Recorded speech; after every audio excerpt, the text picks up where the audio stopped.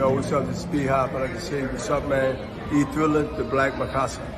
What's going on? This is the champ, the Hall of Famer. Respect, the undisputed.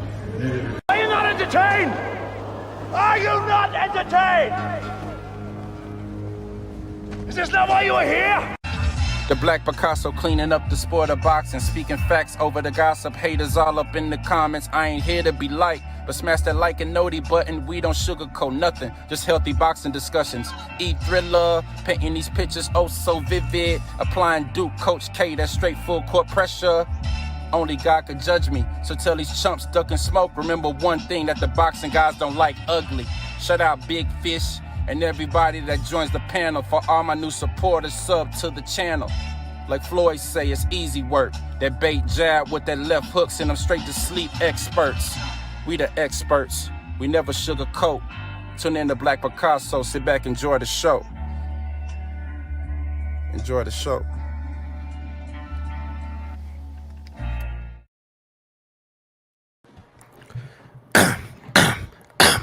Now, before I get into what I'm about to get into, I just want to make sure that each and every last one of y'all hit that like or dislike button.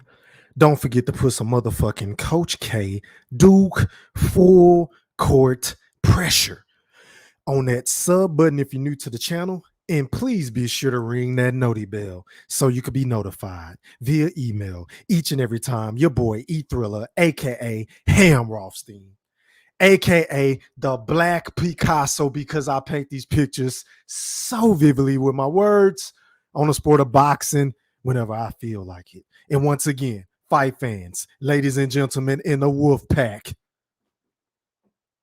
welcome back. Now, first things first, man. Shout out to everybody that's watching this live stream podcast on my YouTube account, my Facebook account, my IG account, my Twitter account, and my Twitch account. Salute. I appreciate everybody for slipping and sliding with your boy E-Thriller in the wolf pack, aka the Black Picasso. Got a jam-packed show tonight because this shit just has to be addressed, man. Because you see tonight's title of the show. It says it's open season on a pound-for-pound king and Terence Bud Crawford because the hate is at an all-time high.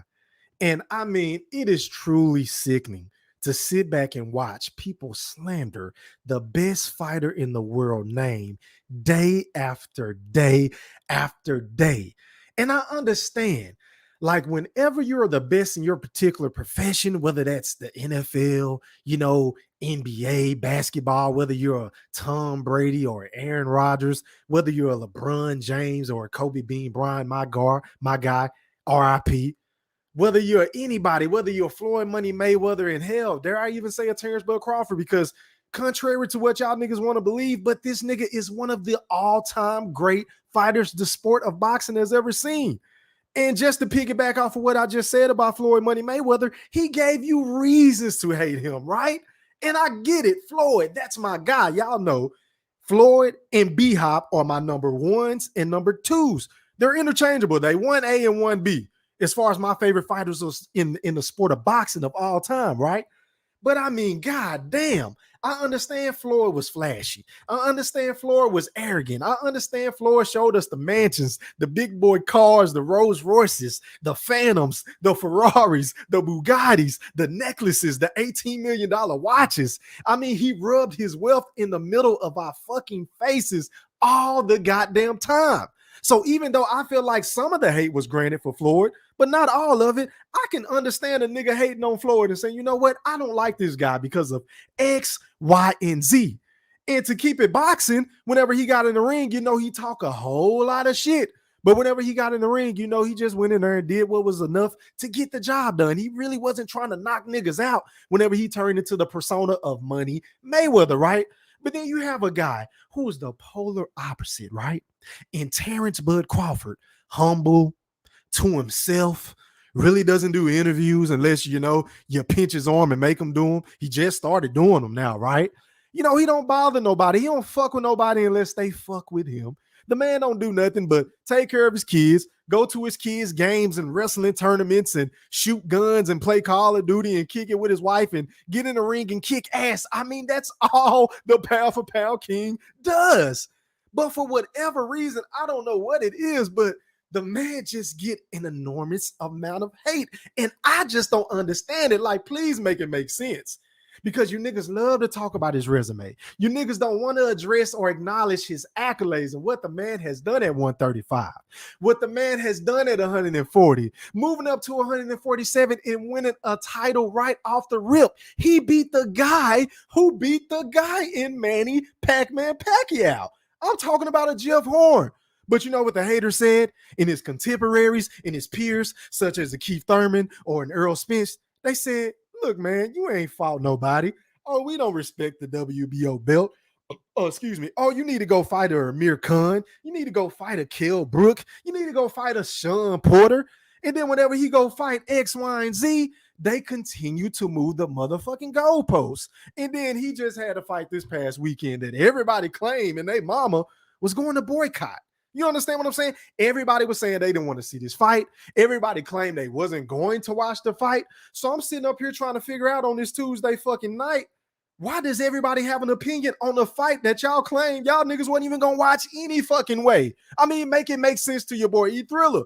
You niggas want to talk about ticket sales. You niggas want to talk about loaded gloves. So now all of a sudden, I mean, I just want to make sure, can somebody please make this shit, help your boy E Thriller out in the wood pack in the chat. Somebody drop something in this bitch and let me know if I'm tripping or if I'm reaching. But how is it that all these motherfucking content creators, all these motherfucking Earl sexuals, all these niggas on Twitter, all these niggas on Facebook that claim, that swore by the fucking on the hand on the book of the Bible that they wasn't going to watch this fight, all have an opinion on the aftermath of the fight? I wait. I will fucking wait. Because to me, make it make sense. You niggas claim you didn't care about the fight. You niggas claim y'all wouldn't even pay $20 for the fight, let alone 40. And now that the fight has taken place, you niggas all doing immediate reactions. You niggas all want to post little photos and saying, oh, Terence Bud Crawford cheated. Oh, the Nebraska commission should have stepped in and did something and such and such. I mean, but none of you niggas gave a fuck about the fight. And everybody and their mama basically said that it was a foregone conclusion that Terence Crawford was going to send that motherfucker to sleep experts anyway. I mean, isn't that why y'all came up with the name David Amnesia? Because that nigga was going to get put to sleep. He was going to go comatose, get sent to sleep experts at aisle number 6, right? Right? So why is everybody fussing and bitching and moaning about some shit that y'all didn't even care about any fucking way? Make it make sense. I mean, if it ain't one thing, it's another with this shit, man. I mean, shit, the nigga went from dealing with a drug cartel boss, right? Everybody said he was working with Lobo, so Daniel Kennedy in the UK. I mean, he's doing all kind of criminal, unauthorized activity. The nigga is on the OFAC list, right? That's for all my niggas that's been in banking, because I was in banking for about 14 to 15 years, but that's neither here nor there. Y'all will get it, right? Everybody said he was rolling with this big time crowd mob boss. That's why the fight wasn't going to happen with Earl.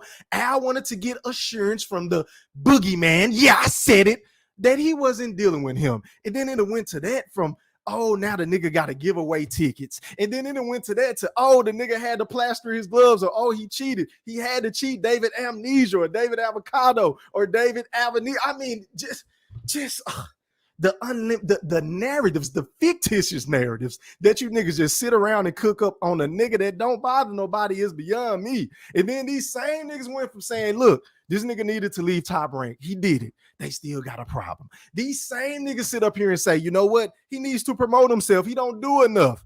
The man has did, I don't know how many motherfucking interviews within the last 13 months leading up to his fight with David Avanesyan, right? And he still don't get no credit for that. And then whenever the nigga said in the past that, look, I'm sick of this bullshit. If the fight happened, all right, great. If not, fuck it. I don't need Earl. He needs me. You niggas got on him for that. But then now that he's embracing the opportunity to go up against a nigga that he's been chasing for 45 years, I mean, let's be honest, right? I mean, I only got an 18-part series on this shit. And on 12/19/2022, part 19 gonna drop. Yeah, I said it. Drop some 19s in the chat if you're ready for the best series on YouTube to come back and do what the fuck you do. You don't understand what I'm saying? All these niggas be biting my shit, but they can't put the shit together like your boy E Thriller, aka the Black Picasso. But back to what I was saying. All you niggas love to say all this bullshit about Bud, and whenever he do it, y'all niggas want to move the goalpost. So now that he's talking about Earl, these same goofy ass niggas want to sit up here and say, oh, he ain't fighting Earl next. Oh, he ducked Earl. Why is he clout chasing? Why don't he promote his fight with David Avanesyan? Why isn't he promoting BLK Prime? Right? But let that nigga say, look, I'm not focused on Earl. I'm only focused on David Avanesyan. I don't want to talk about no other fighter but that. Y'all niggas would still say he ducking anyway. So the man cannot win for losing. He honestly can't win for losing. And I say all that to say, because I've been saying it for day one. In my personal opinion, this is not fact, but this is just my theory.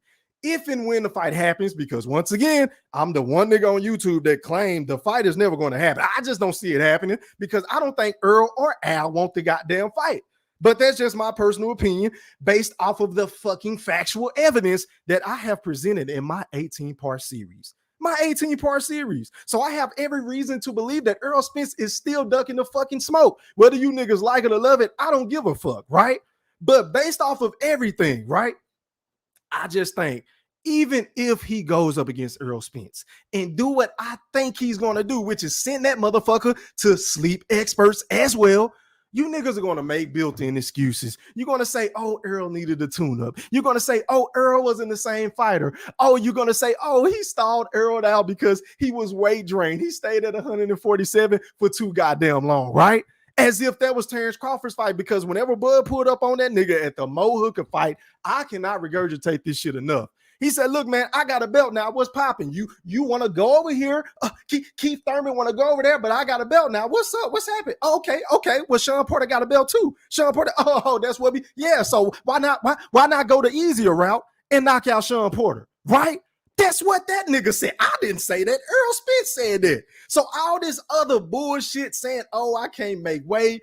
Oh, I'm going to spin the block. And then the next day is some other shit. And oh, I don't want to fight Keith. But then he's behind the scenes, according to these quote unquote sources that no motherfucker can ever name on YouTube. So I'm going to take what you say with a grain of salt, because you got to show me proof. I'm a nigga that's about black and white factual evidence. If you can't show me proof, then I'm not rocking with the fuck shit that you pulling. I'm not. That's just what type of nigga I am. So you got to show me to shut me the fuck up. But anyway, so everybody keeps claiming that, oh, Earl is going to spin the block and, oh, he really don't want to fight Keith Thurman. Well, nigga, what are you waiting on? Because if you can't make weight, then why don't you go ahead and drop that motherfucking strap, or straps rather, because you got 3 of them, and go ahead and move up to 154? Because let's be honest, who is Earl Spence going to fight at 154 that's going to garner the same amount of level of attention and money and prestige and mystique of beating a Terence Bud Crawford? I mean, is it Sebastian Fundora? Is it going to be Charlo? Because we all know Charlo don't want to fight Earl. And Earl really don't want to fight Charlo, even though he said he would. And that's a conflict of interest in and of itself, because Derrick James, is going to be caught in the middle. Who the fuck is he going to train? Is he going to train Charlo and Earl? So please, can somebody that is on the opposite end of what the fuck I'm saying, please make that fight make sense to me. I don't see that shit happening. Unless Charlo leaves Derrick James or vice versa. Hell, I don't know, but I'm just led to believe, right, that Derrick James will roll with Earl Spence because he started with Earl Spence. I mean, let's just be logical about this shit. So that's not even a realistic fight. Who else at 154 is Earl Spence going to fight? So Earl Spence sitting up here and trying to throw a pity party and saying all this bullshit. Oh, I can't do this. I can't do that. My nigga, I thought you had a new nutritionist. I thought you got rid of your old, what's that nigga name? Your fitness coach? They got a YouTube channel. I thought you got rid of that nigga and got some other guy that was watching your calories and your deficits and making you doing squats and all this extra shit that you was doing up until the Ugas fight, right? You was in phenomenal shape. Hats off to you, Earl. But don't sit up here and tell me that since we've been waiting for 4 to 5 years on your ass to clean up your side of the goddamn street, as you love to claim, right? That all of a sudden, oh, I'm having a hard time making weight. Oh, he's been stalling negotiations this whole time. But your ass been on a motherfucking milk carton the entire goddamn time. Has anybody still seen Earl? Because I haven't.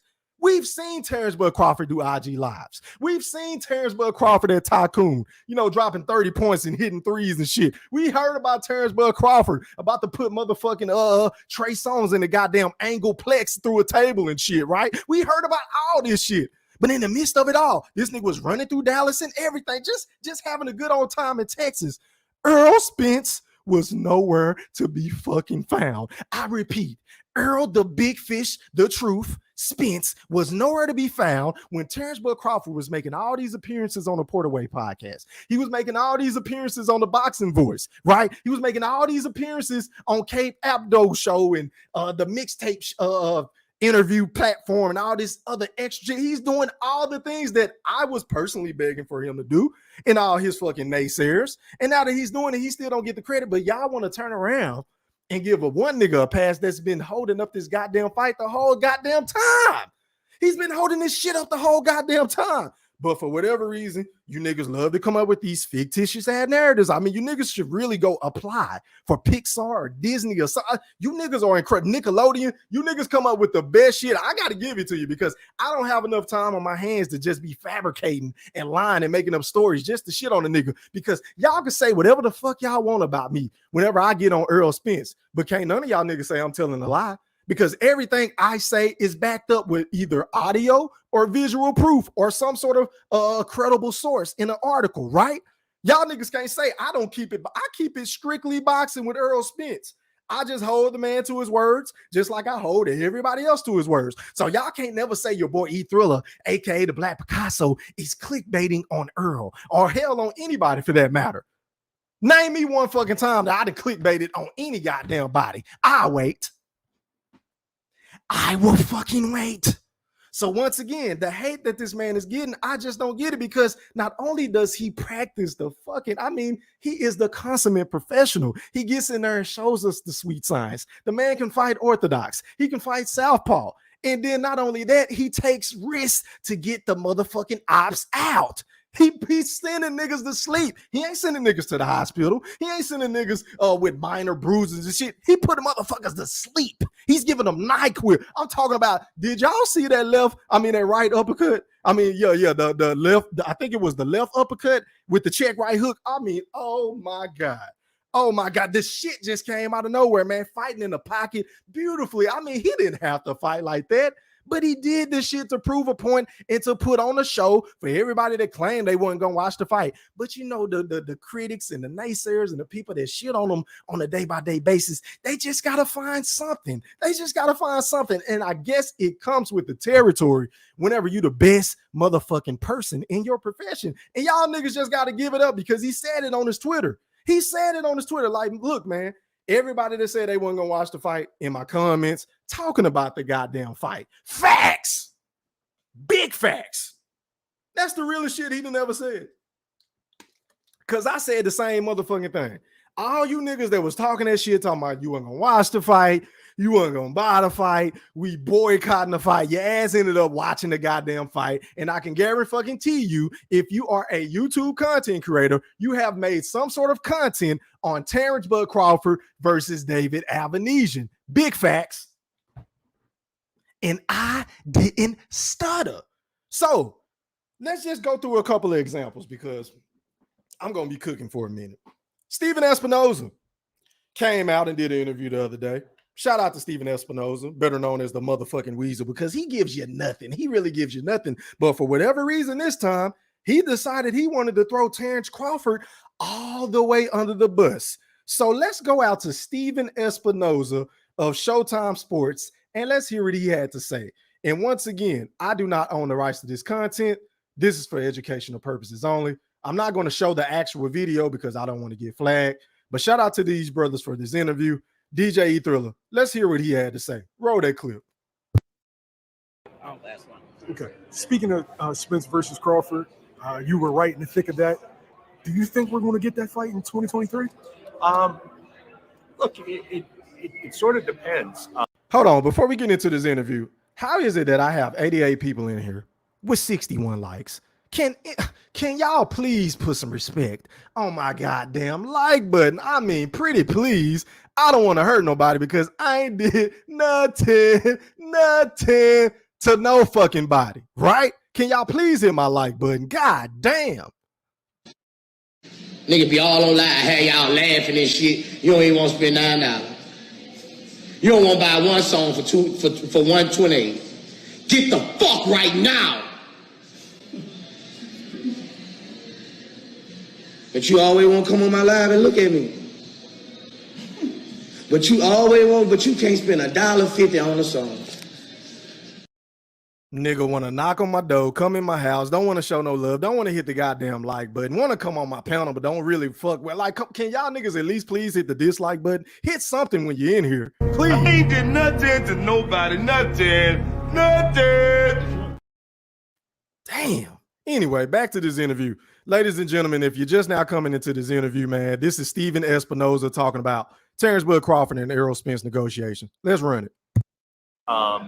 You know, I think what you saw is two different situations, you know, with Ryan and Tank and Spence and Crawford. With Ryan and Tank, you had two guys who were committed to making the fight no matter what. You know, and there were times when it looked pretty bleak, and it looks like it was falling apart, but everyone stuck to it. They didn't start looking for other opportunities, didn't say, look, let me go to a backup plan. They stuck to it and said, look, we're going to take this to the end until it dies, or we have a deal. What's so funny about what he just said? I can guarantee you, y'all, that Gervonta Tank Davis and Ryan Kardashian, oops, I meant Garcia with his punk ass, are both getting a guarantee. I can rest assure you that both of those dudes are getting a guarantee to make their big time mega fight for legacy, as Stephen Espinoza loved to say in this interview. But let's finish what he had to say. Let's run it. You know, in the Spence Crawford thing, we didn't have that. We had one guy who stuck in it until the end. There's another guy who stuck in it until he got impatient and then took another opportunity. So at the end of it, yes, the deal was taking a long time, and sometimes that happens. But it was taking a long time with Tank and Ryan as well. But the difference is you had two fighters who stuck in it. You know, Spence Crawford, you had one fighter who sort of decided, I'm going to go off on my own. So the reality is it's sort of up to, you know, to Crawford in a sense. He wants to, you know, chase money from, you know, questionable sources and questionable platforms. You know, more power to him. If he wants to take the big fights for his legacy, well, he knows, you know, he knows who to call. Hold that thought. What the fuck does Stephen Espinoza mean about, if he want to chase money from an unknown company and all this shit, but if he wants to fight for legacy, then he knows who to call? Well, nigga, what about the money fight? What about the money? His legacy fight should be the biggest money fight that he would ever make, right? Against the big fish, the quote unquote, one of, if not the biggest star at the PBC. So tell me why neither one of these dudes are getting a guarantee. What makes this fight so much different than any other fight that you guys have put together in the past? I will fucking wait. I'll fucking wait. But for whatever reason, whenever it comes to Terence Crawford, now all of a sudden these niggas can't get a guarantee. Now all of a sudden it takes what 10 to 11 to 13 months just to make this goddamn fight. But y'all niggas made that Tank versus Ryan Kardashian, oops, I meant Garcia fight just like that. I mean, this shit was so goddamn simple. But whenever it comes to Terence Crawford, y'all want to make out like, oh, he's so difficult to deal with. Oh, it's all on him. Oh, he didn't have both feet in during negotiations with nigga. I don't blame him because y'all wasn't even trying to give him transparency. Then y'all wasn't even trying to offer him a goddamn guarantee. And if y'all go back and listen to Bud's IG Live, I think it was about 3 weeks ago or about a month ago now. I can't remember off the top of my head. But if y'all remember, I covered that shit whenever he went live. Go back and watch that live stream and check this shit out. And me and my nigga D Young, we always talk about this shit. But notice how Terence Crawford never once mentioned Stephen Espinoza's name. He never mentioned his name during negotiations. He only mentioned Al Haymon and Errol Spence. And I believe he mentioned Floyd Mayweather one time sarcastically. But other than that, he never mentioned any networks. He never mentioned Stephen Espinoza. So I say all that to say, was this nigga even really in negotiations? Did this nigga even know what the fuck was going on between Terence Crawford and Al Haymon and Errol Spence? Because to me, based off of what Terence Crawford was saying and Errol Spence, because Errol didn't even mention Stephen Espinoza on his Twitter whenever they was going back and forth, right? Based off of what I believe and based off of the information presented, This dude was on the outside looking in. He don't know what the fuck going on. He's being told what to do by Al Haymon. That's just my personal opinion based off of everything that was said between all parties involved, whether that was on Twitter or whether that was coming from Terence Crawford on IG. And we all know Al Haymon don't talk, so we ain't gonna get shit out of him. But let's listen to this shit. Okay. Thanks, Steve. I appreciate you. You got it.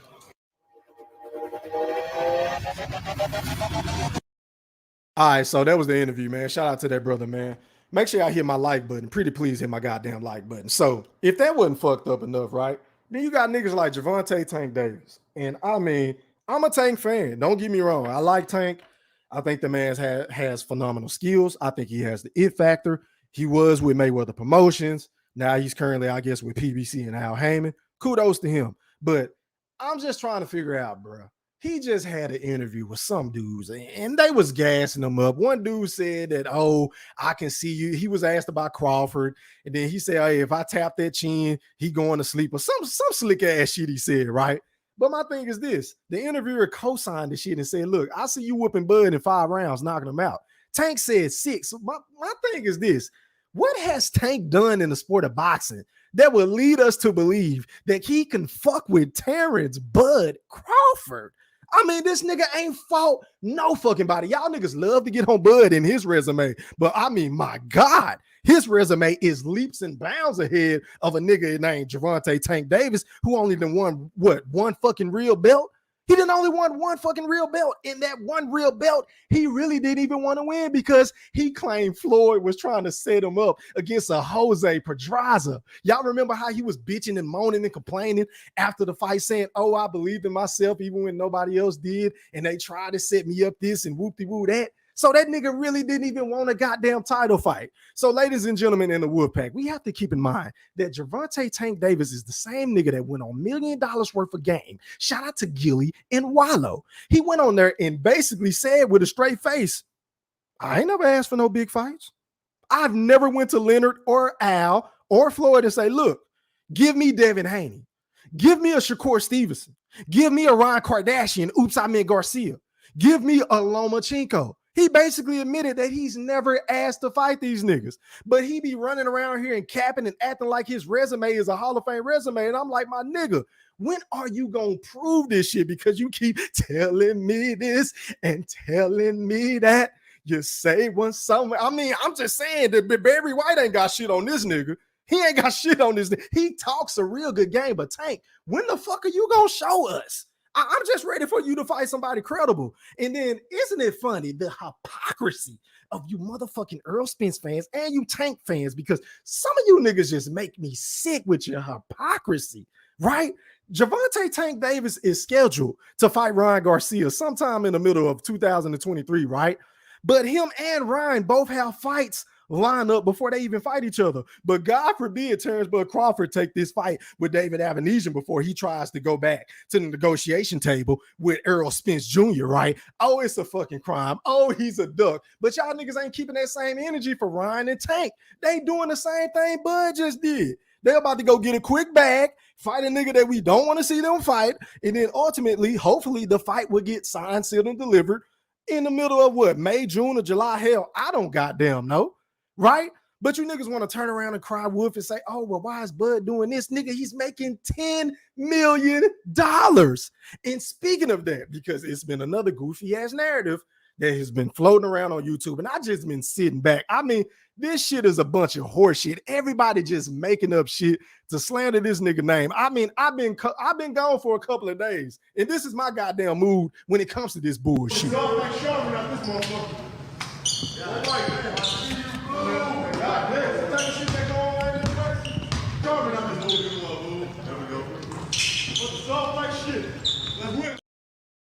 You niggas are softer than shit. Shout out to Cole, man. RIP. You niggas are softer than shit because you niggas are running with this new false narrative that Terence Crawford is not really making $10 million. One publication said he's making $1 million. Another one said that he's making $2 million. Another one said that he's making $6 million and all this other goofy ass shit that niggas running with. But y'all niggas don't never bring up the interview that I posted on my channel about a week ago of Bob Arum saying, look, man, I spoke to Frank Warren. David Avanesyan already got his money, and it wasn't no goddamn chump change. That's coming from Bob, right? Bob also said he knows Terence Crawford is going to get his fucking money because it would be a goddamn disaster for a new upstarting company to come in and fuck up the bag. So they had to make promises and they had to show, but because we all know if the money ain't right, Terence Bud Crawford will walk the fuck away. He will walk away. He did the same shit against Manny Pacquiao. Whenever Manny Pacquiao claimed he wanted $40 million to fight Terence Bud Crawford from these goddamn investors that he found, and then he claimed Bud was gonna get $10 million. And then whenever Bo Mac and Bud say, "Look, nigga, where this $10 million at? I don't see this in this account. We ain't signing shit. We going to go fight Sean Showtime Porter for $6 million, right?" You understand? Niggas got on him for that. So I say all that to say, I mean, am I reaching for saying, look, if the shit wasn't right, Bud wouldn't even been fighting it. He wouldn't even took the goddamn fight. If this nigga money ain't right, history shows that Bud wouldn't have took this goddamn fight. That is a fact. That is a motherfucking fact. But can y'all hit my goddamn like button? Because I got 99 people in here with 83 likes. I'm missing 16 likes. Can the other people please so kindly hit my like button? Can we get the likes up to 100? Can we get the likes up to 100 before I drop the link, right? But I'm not done. I'm not done because this shit is just egregious. Everybody keeps talking about this money. Oh, he ain't getting it, just hating and shitting on the nigga when you really, let's just roll with y'all logic, right? Let's just say for the sake of the argument that he is getting $2 million. Well, would you believe me if I were to tell you that's still more guaranteed than what Errol Spence got for a unification fight against Yordanis Ugas? I repeat, even if Bud lied about getting $10 million, that $2 million guarantee was still more than the guy that y'all claim is the motherfucking big fish at 147 pounds, who got 1.5 million guaranteed in his last fight. There was a unification bout. You understand what I'm saying? Against a Yordanis Ugas. So even if that's the case, Bud is still shitting on all you niggas. He's still shitting on all you niggas. As a matter of fact, hold on, y'all. I just got a notification. Shout out to my guy. Hold on. Let me pull up my cash app. These are always good. These are always good. Hold on, y'all. Let me pull my shit up. My shit lagging. Shout out to my guy, LaRun, man, for that cash app donation. I really appreciate it, man. I appreciate all your love and support. Y'all already know, man.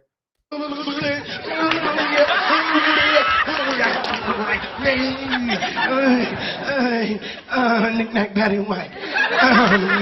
Knick-knack, batty white, give a dog a bone.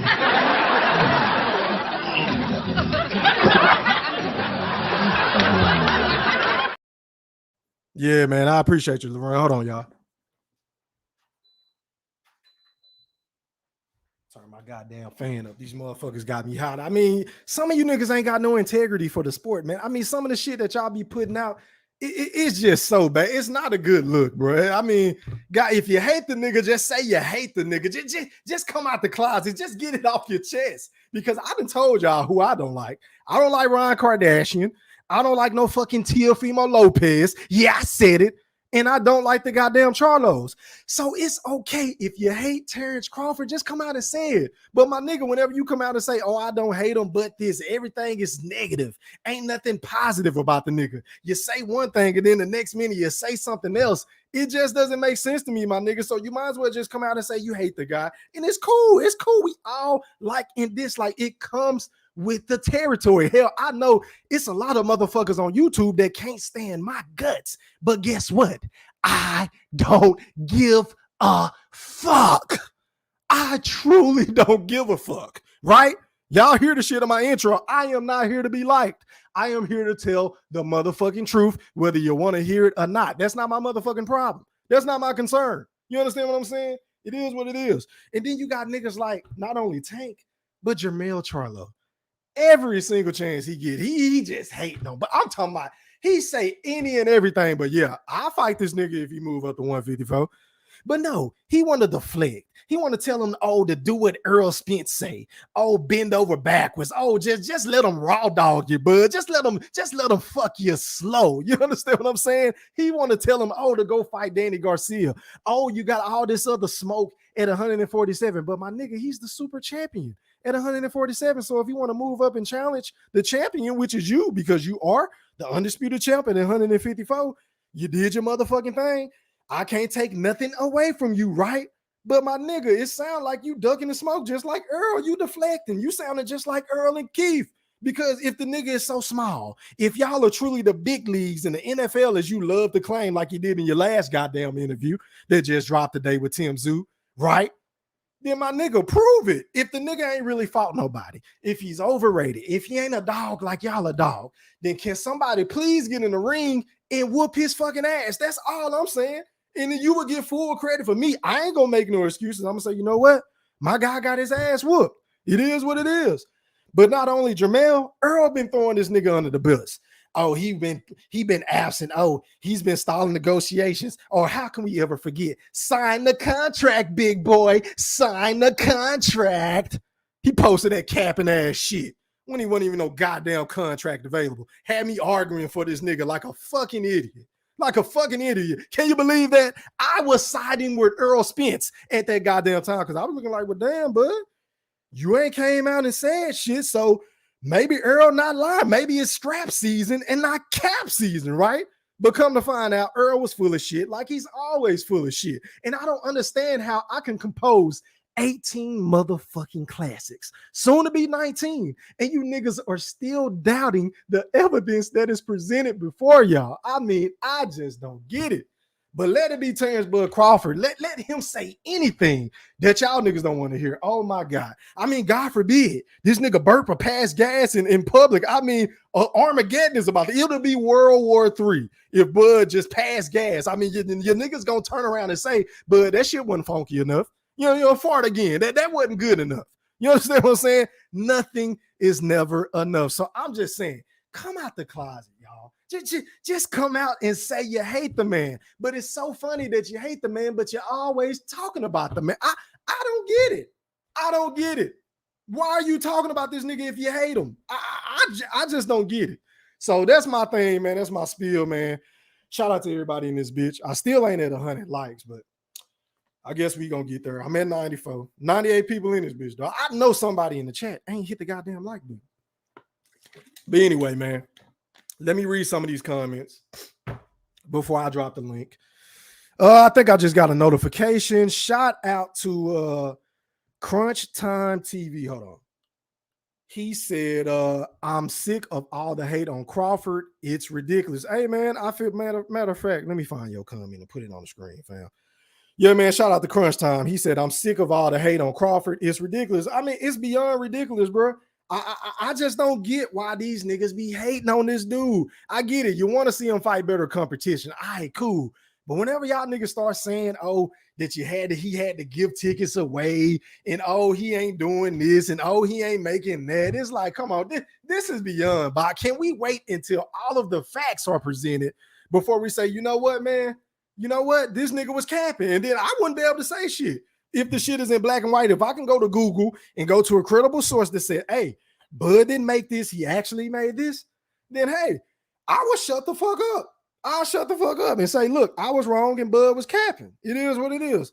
But the information hasn't been presented in my general big fish voice. So we just got to wait for it, man. It's going to come out. The pay-per-view numbers and all that shit is going to come out. Just be patient. I know you're itching. I know you're scratching. But it is what it is. You got to wait. You got to fucking wait. Shout out to Don Vaughn, man, for that $5 super chat donation. Thank you, bro. He said, salute for anyone going with the gloves narrative. Everlast released the statement taking responsibility for the ripped gloves. As a matter of fact, let me go to that because you just reminded me. I appreciate that super chat, and y'all already know I'm gonna get y'all right. But let me read this shit. Let me go to my Twitter. Shout out to Everlast, man, because they didn't waste any time coming out to debunk this false narrative. I'm just gonna read this middle portion here. Hopefully y'all can see this shit. Maybe y'all can't. Let me try to zoom in. Hold on, y'all. Let me zoom in.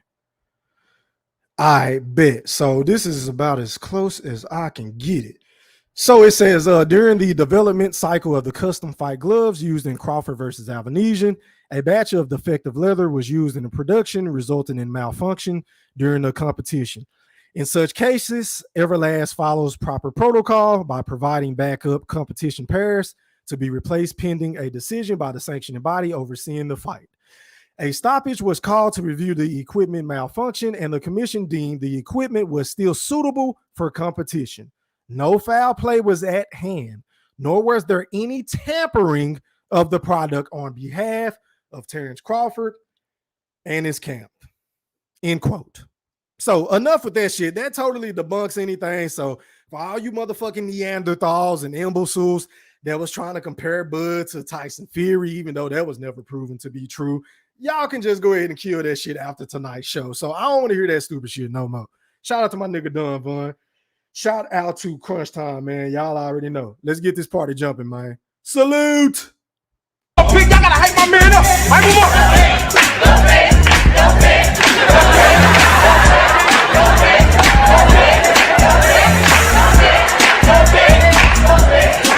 Hey, hustle man.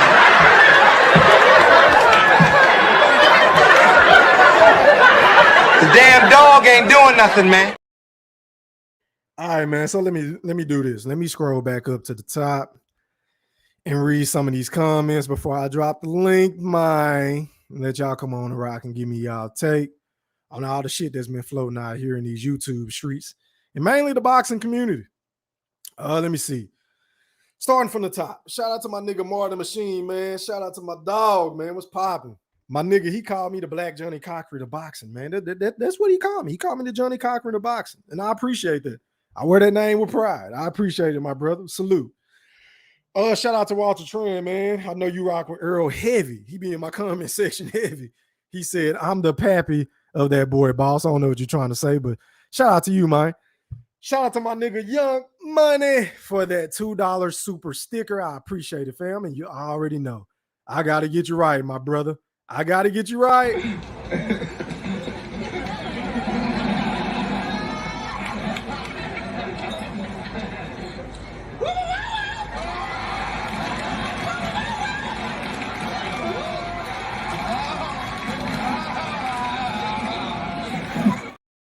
All right, man, I'm going to do my best to read some of these comments because I've been cooking for about 40-something minutes, and I ain't trying to be on all night, so I'm going to go ahead and drop this link in a couple of minutes, man. Let me try my best, man. Shout out to my nigga Rebel Life, man. Make sure y'all go sub up to Rebel Life Boxing. He had a fire live stream the other day, man. Salute, fam. What's popping, bro? He said, salute to the bro. You Thriller was popping. Shout out to the whole Rebel gang, man. What up to my nigga X, man? I see your boy. What's popping? He said, salute E3 in the Woodpack. How are you, kind sir? Shout out to my niggas in Detroit, man. What up, IMU? He said, let's get it. Shout out to from Detroit, everybody in the chat. It doesn't matter what that man do. They really hate Bud. Loud Pat Crawford. Facts. Shout out to the queen, Miss Elisa B in the building with the black Picasso and the Woodpack. She said, what's going on, Woodpack? How are you, kind man? On this lovely Tuesday. How are you? I appreciate you for pulling up on your boy E Thriller. Thank you. Thank you. Who haven't I got, man? Shout out to my dog. This is Rod, man. He said, what up, E Thriller? What's popping? How are you? What up to my nigga Killer Cam? Yeah, Killer Cam, Killer Cam, Killer Cam. Yeah, Killer Cam, Killer. Shout out to my nigga Killer Cam, one half of the motherfucking Dudley boys, as I deemed him. And Mr. Goose to you, Mr. Goose to you, who just went live earlier, man. Shout out to them. Make sure y'all go sub up to the fam. Make sure y'all go like all his content. Go drop some comments in the playback. Shout out to Mr. Goose to you and Cam, Killer Cam, as that is. Shout out to my niggas, man. What up, DeMarcus? What's popping, fam? Who haven't I got? What up, Double B? He said, your Thriller Woodpack was good. North Omaha showed up or showed out. To all who missed it. Yeah, man. Shout out to the O. Shout out to my niggas from the Blaster, man. Y'all know I fuck with y'all heavy. Shout out to my nigga True Gritter, man. I see your boy was popping. Shout out to Mr. Goose to you. Mr. Goose to you. He said, one love to you. You Thriller, the Black Picasso, and the Woodpack, and the Blaster. Stand the fuck up. What's popping, fam? I appreciate you, my brother. What up, Jeffrey Bo, right? He said, shout out to the whole Woodpack. He said, Bud is the new CEO of Sleep Experts, 10 KOs, and counting. Honestly, that's how I came up with that name. He was the first, he's the motherfucking CEO of Sleep Experts. He sent everybody to sleep, bro. So that's how I came up with that shit. Swear to God. Terence Crawford and Deontay Wilder. Facts. Yeah, man, go get them tables. What up to Eric 1984? He said, did you get the email I sent you regarding the gloves? EXPN explains it all, but I already know. Ain't nobody going to report on that. Nah, I ain't get no email, bro. My apologies, bro. But I'll double check after the show, man. I apologize. My bad. I be having a lot of shit going on, man, so I don't be having time to check all my shit, especially when I be prepping for the show. Shout out to my nigga Baby Juju, man. He said the GOAT salute E3 and the other goats in the chat. I appreciate it, my brother. Shout out to my nigga Baby Juju, man. All right, who haven't I got? What up, Beige? I see you, boy. He got that Picasso painting. I appreciate it. What up, Rio? I see you, boy. Baby Juju said they hurt right now. E3, hell yeah, they hurt, bro. You know I'm gonna rip their ass up. That's why ain't none of these niggas fucking with me, and they know it. Ain't none of these niggas fucking with me. None of them. What up, Phenomenal Mexican? He said Crawford versus Mean Machine Part 2. Let's go. Hell nah. Who want to see that shit? I don't want to see that shit. Fuck that. Rio said BLK Prime. Yeah, I saw that. I posted that earlier today on my community tab. That's a fact. I can't wait to see what the numbers were, though. I know I bought the fight. What up to Boxing God 7? He said, I'm here to cook these clowns. 504 in this bitch, man. Shout out to y'all, man. Shout out to my niggas from New Orleans, man. The NO, Louisiana. Shout out to my niggas, man. My other home away from home. Outside in the blaster. Y'all drop some 19s in this bitch, so y'all ready for part 19, huh? Okay. Well, 12-19, man. Y'all just turn the post notifications on because it's coming. It's coming. Who haven't I got, man, before I drop this motherfucking link? Let me check on my likes. Okay, my likes all right now. Okay. Yeah, man, so let me go ahead and do this. Let me go ahead and drop the link. Anybody want to come on and rock with your boy Thriller, aka the Black Picasso? The link is in the chat. And as always, it's always going to be pinned in the chat. Don't you all click at once. Let me see. Let me find this shit. Hold on, y'all. All right, the link is in the chat, man.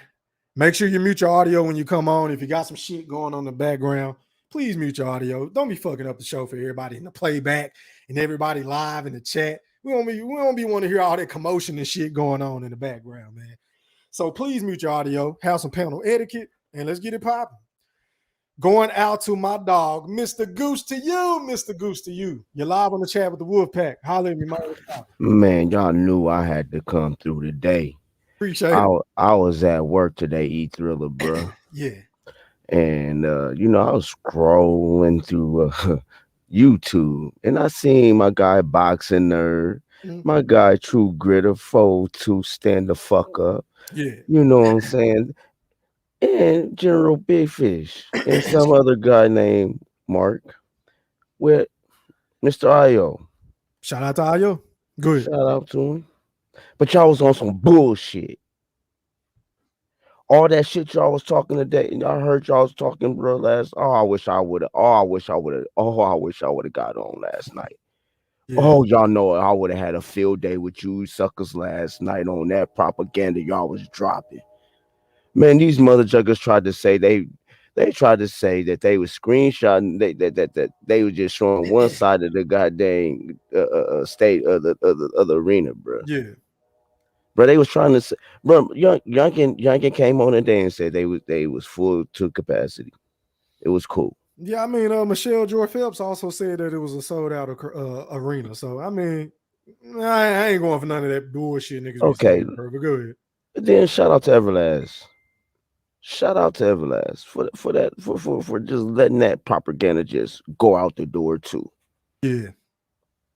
So whatever this man do, now I thought Floyd had some haters. I really, in the Floyd era, Floyd had a lot of haters, bro. Right, but it was kind of warranted, even though I'm a Flomo. Some of it was warranted. Facts. Floyd made you hate him. He played to the bad. He played the bad guy role. I get it. But go ahead. That part. Yep. But what the fuck did Terence do to these motherfuckers to make them hate him so bad, bro? That's what the show about. I understand that, because this is what I'm saying. Man, when I seen the busted glove, When I seen that part, bro, I was like, here come the bullshit. You know, we was on your show. We said it, bro. Big Fish was the first nigga that brought the shit up. I knew that shit was gonna turn into something, bro. That's why I was like, man, Big Fish, don't start this shit, because I knew what this shit was gonna do. I knew it. And guess what? Ran with it. Now everybody ran with it, bro. Facts. Now then it went to where he loaded the gloves. Come on, bro. To knock out Avanesyan, he's been knocking out motherfuckers for how long? I was just about to say, we gonna sit up here and act like he ain't knocked out 9 straight opponents before he sent that motherfucker to sleep experts. We're good. Then what has Gooch been saying? I got said on your show tonight. He been nipping shit in the bud, because what did he do when he was on in the phone booth? But yeah, box on the inside. But what they say he couldn't do? They said he couldn't fight on the inside. Once again, so I'm gonna end it with this. No, I got two. But I'm about to end it with this. Me and Kim was talking today, and we're gonna bring it to open chat. Bud got leverage now because he got a network. I'm gonna say that again because a lot of you guys didn't order the fight, so y'all didn't understand that Jab Judah said that he's going for the Terence Crawford and Earl Spence fight. Did he not, E-Thriller? He said that shit. So who got leverage now? I mean, I've always felt like Bud has some sort of leverage because he's the missing piece to Earl's undisputed dreams. That part, but now he got a bigger leverage because what they going through over there. They know what network do they have? Good point. So with that being said, I'm end it with this. Dudley Boys with a manager Queen Fistiana fight. Shout out to Fistiana. Versus the Flight Brothers. Yeah, y'all heard it, the Flight Brothers, because they ducks too. Already, Gooch. Well, let me go ahead and pass the mic, man. I got 2 more people that's been waiting. All right, going out to East Stu. You're live on the chat with the Wolfpack. Talk to me, man. What's popping? Hey, Thriller, what's good, man? What's good, bro? You sound a little low, fam. I'm sorry. What's going on with it? What's good? Hold on, bro. I'm going out to East Stu. You're live on the chat with the Wolfpack. Talk to me, man. What's good, E-Thriller? What's good, bro? Hey, your mic sound a little low, my brother. Can you hear me a little bit better now? Nah. All right, I'm going to jump out and come back in. Okay, yeah, roll out the ring and come back, bro. I'll get back to you. All right, going out to Boxing Nerd 101. You're live on the chat with the Wolfpack. Talk to me, man. What's popping? Nerd. Boxing Nerd. Going once. Going twice. I'm going to come back to you, man. All right, man. Whenever you come on the panel, please be ready to speak, man. Going out to Chief Wildfire. You're live on the chat with the Wolfpack. Talk to me, man. What's popping? Going on, E3. Thanks for having me again. Hey, I just want to say, man, like, you feel me? People act like gloves, like this shit don't happen, like the glove don't bust. And they act like that shit didn't happen with Cassius Clay, Muhammad Ali versus Cooper. And when Ali's gloves ripped, guess what? They stopped the fight. His corner had him come over and cut it. It took about 2 minutes to take off the ripped gloves and put on new ones. Crawford would have did that, they'd be saying the same thing. He stalled out time. His glove, he just wanted to waste time. That's what they say about Ali. Man, gloves bust. That's all I want to say, E3. Hey, man, that's a hell of a fucking point, because that goes back to the point I've been making all night. It don't matter what this man do. They going to find a way to nitpick him, bro. Yeah. It don't matter what he do. And then on top of that, it's like they act like the ref ain't say, okay, it's good enough to continue. They checked it, but after this round, we're going to cut your gloves and put you new gloves. But the nigga didn't make it out the 6th round. That ain't Bud's fault. Right. That's all I want to say, man. Salute to y'all, man. Thank you, bro. Appreciate you for tapping in, Chief. All right, man, going back out to East Stu. You're live on the chat with the Wolfpack. Talk to me, man. East Stu. All right, man, going out to Boxing Nerd 101. You're live on the chat with the Wolfpack. Talk to me, man. Oh, shoot him back. You already know how I start, man. Boots is the great. No. What's going on, E3, man? I'm about to cuss you out coming on here. I don't know what it is about Boots. And why you so fascinated by this motherfucker? But he ain't there yet, boxing nerd. You got to stop this shit, bro.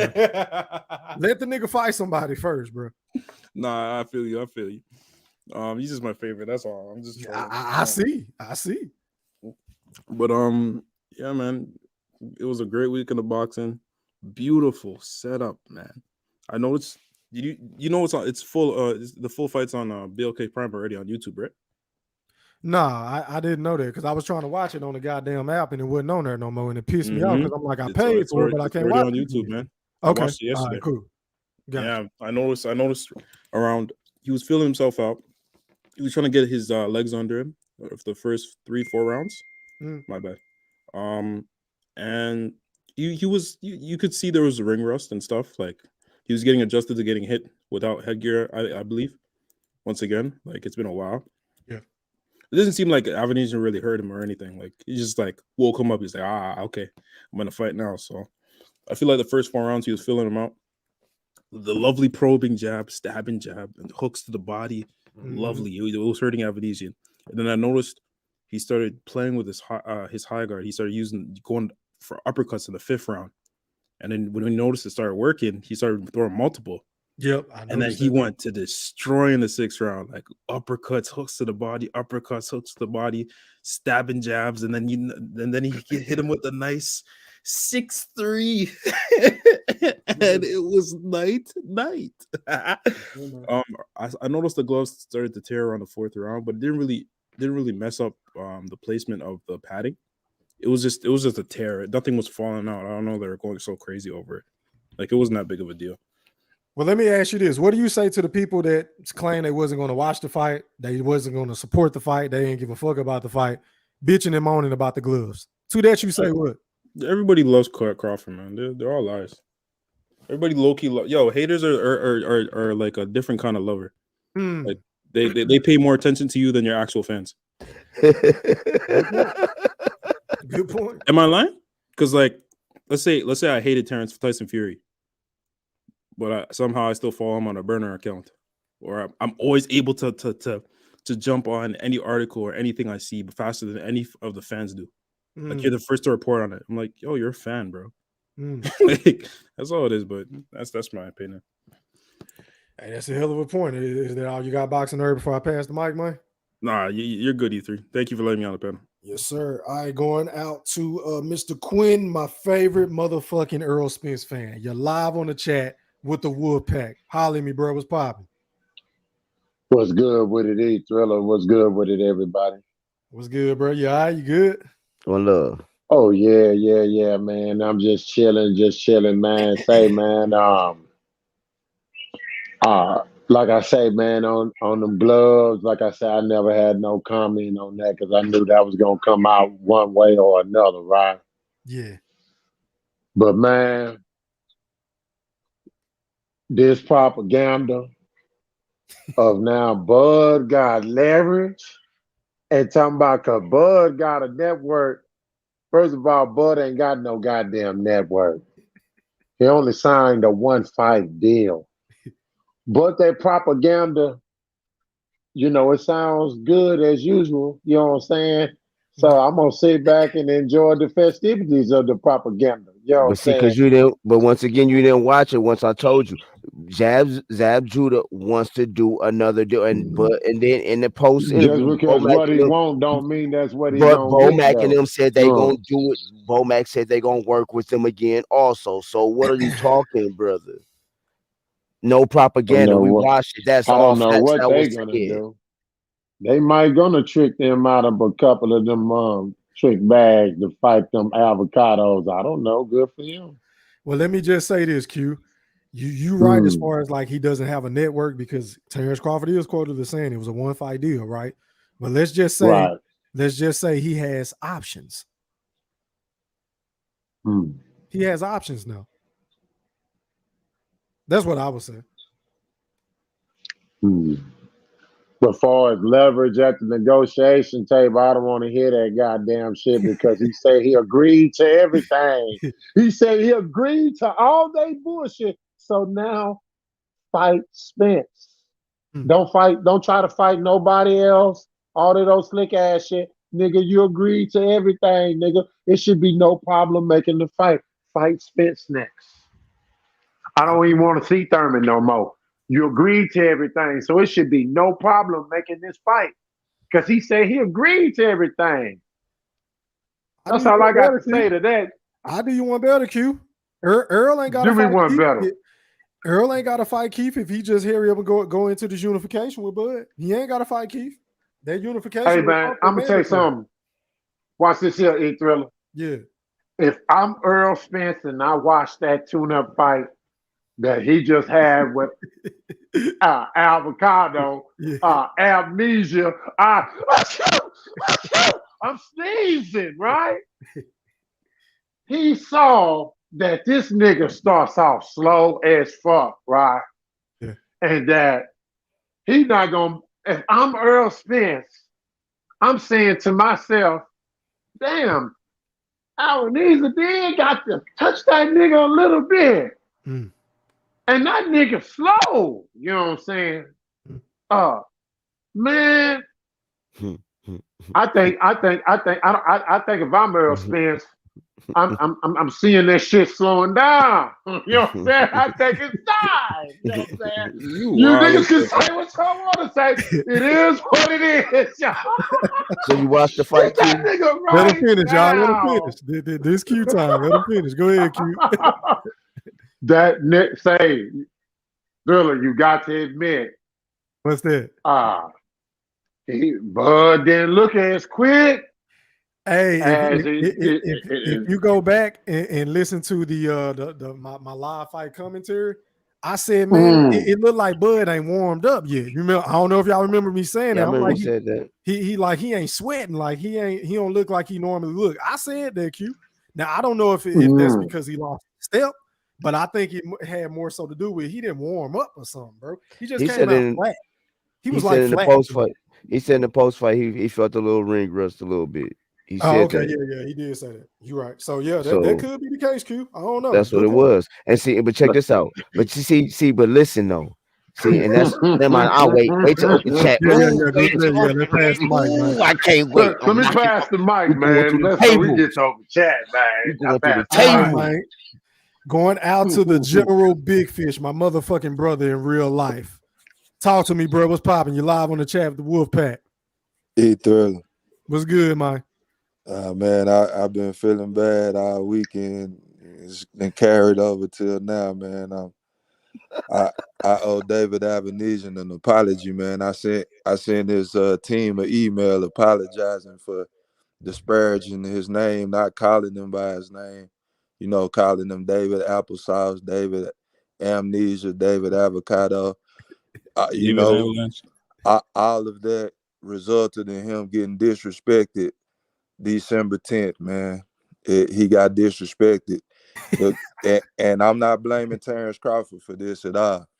I'm blaming the state of Nevada. Y'all some dirty motherfuckers up there. The man was already a $1,400 plus money if you bet it on Avanesyan. He was already a severe underdog. And then he got to fight a man with scissor hands. And the commission the referee yelled time, walked him over to the ropes, said, hey, these gloves are busted. Then your boy, well, this is one thing I fought Terence Crawford on. We ain't got another pair in the back. This the only ones we got. Like, what? Out that fucking $10 million you got up front, you ain't bring 4 or 5 extra gloves? Like, goddamn, man. So they, instead of them doing the proper thing and making it fair for both fighters, they want to say, hey, the fight can continue for one more round. Then the announcement team, Antonio Tarver, I seen it, but I ain't want to say nothing. Why didn't you want to say nothing? You didn't want to stop the show. You didn't want to upset the apple cart. I understand Terence Crawford was the headliner and everybody was there to see Terence Crawford, but that was wrong what that commission did, and the referee didn't look out for that man's safety. In 30 seconds, this man was laying on the fucking ground with a laceration on his chest. I hope he's okay. The propaganda.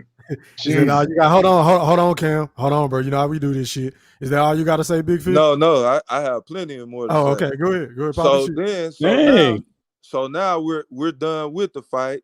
David Avanesyan.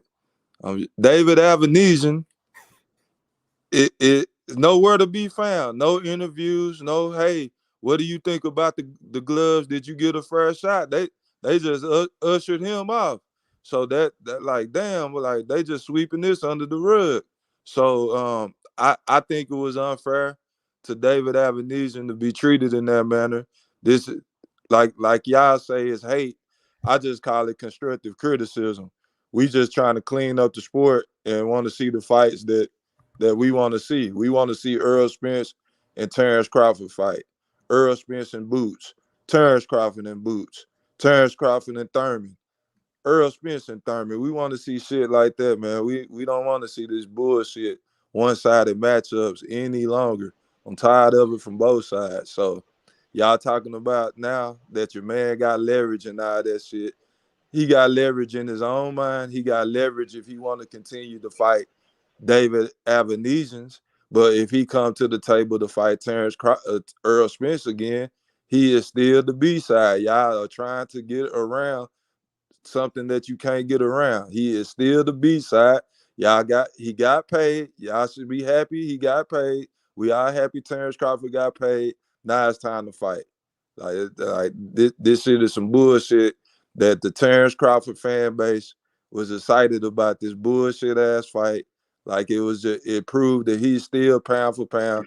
How can Alabama prove against Grambling that they the best? Fighting Gremlins every week. It don't make no sense. And that's all I got.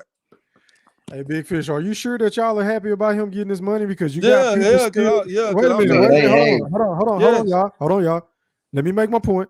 Because you got people on here saying that he really didn't make the money that's being reported. Well, that don't mean but even if somebody say that don't mean that somebody mad. They just don't believe what's being reported. That don't mean you mad or you hating. You just skeptical. You don't believe everything that you hear come out of people's mouths. So we on the other side of the coin, we don't have to believe something that don't add up.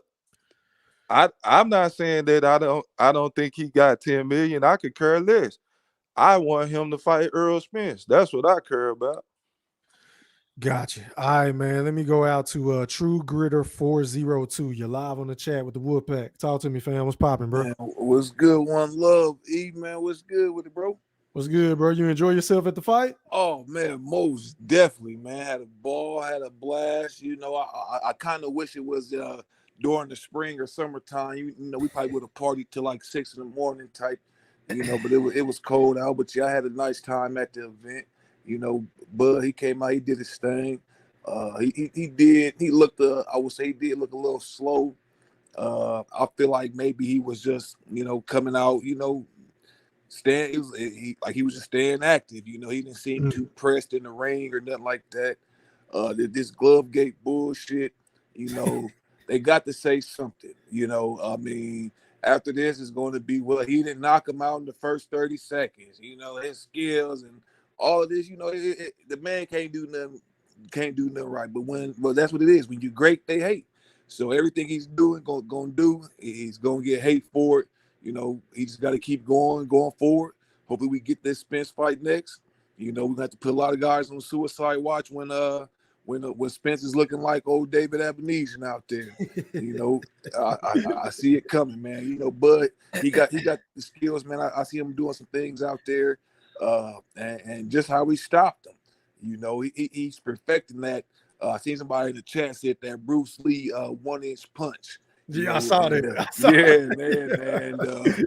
You know, that's a dangerous punch, man. And you know, I look at with Spence. One thing about if Bud fights Spence, say that mouthpiece gets knocked out and Bud comes with that Bruce Lee punch, man. Them teeth might go flying out next, man. And hey, y'all talking about he the eye, Bud Spence the eye snatcher. Bud might be the teeth snatcher, like the Texas Chainsaw Massacre, whoever be snatching the teeth. You know, I disagree. True, not to cut you off. I disagree. He ain't even gonna feel it, bro. Because you want to know why? What's that? He going to sleep. He ain't gonna feel it. He ain't even gonna see the shit coming. I'm telling you. He's going to sleep. He ain't gonna feel it. It's gonna be painless. But go ahead, my bad. But yeah, you know, Bud, you know, like I said, he didn't look too pressed out there, guys saying, oh, he's slow and this and that.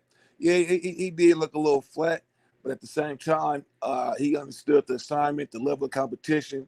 You know, I feel like he went out there, you know, to have you know, like somebody like you said, like a sparring match without, you know, just to get hit without the headgear, you know, just to get back in the feel of things, man. You know, guys gonna hit on this performance, but it is what it is. He do what he do. He ended the fight. A Big Fish, you know what you should do, man. You know, you said Avanesyan that his team too quiet. You know why they too quiet? Why? They got that bag. They ain't even Yeah. that. Tarver, he got paid that off bag. too. The referee They got paid that off. bag, The y'all commission saying got they paid didn't off. get. Yeah, they all got bags. Yeah, they got I that hope bag. he's okay. Man, get out. Man, say his name. Say his name proper. Quinn doesn't even really care. Say Quinn his doesn't care. name first. Avocado, David Don't say Avocado, you concerned David, for him. I be sneezing.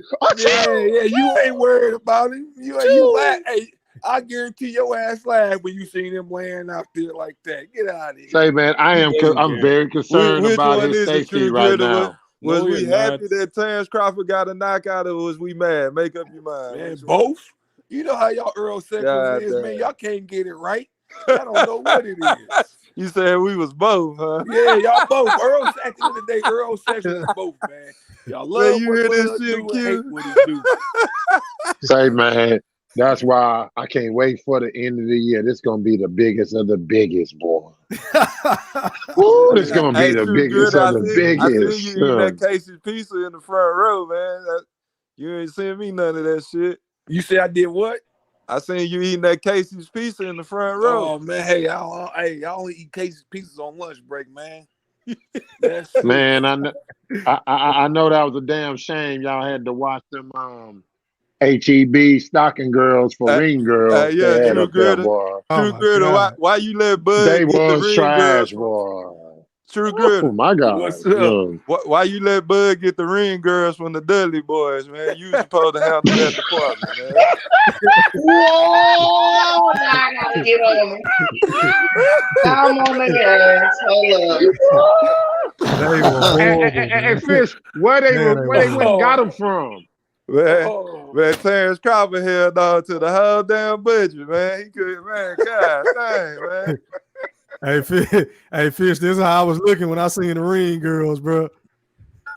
Man, real shit. Yeah.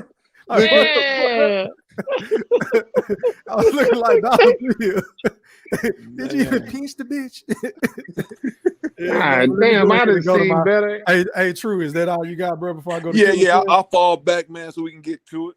All right, man. Going out to my motherfucking dog, Killer Cam, in the motherfucking building. One half of the Dudley boys. You're live on the chat with the Wolf Pack. Holla at me, fam. What's poppin'? All to stand up in this motherfucker right now. If you don't know, now you know, man. Hey, man, say, man, y'all know what it is. Y'all know who it is. If you don't, your bitch do. Check this shit out, right? So first of all, let's start here. All right, okay.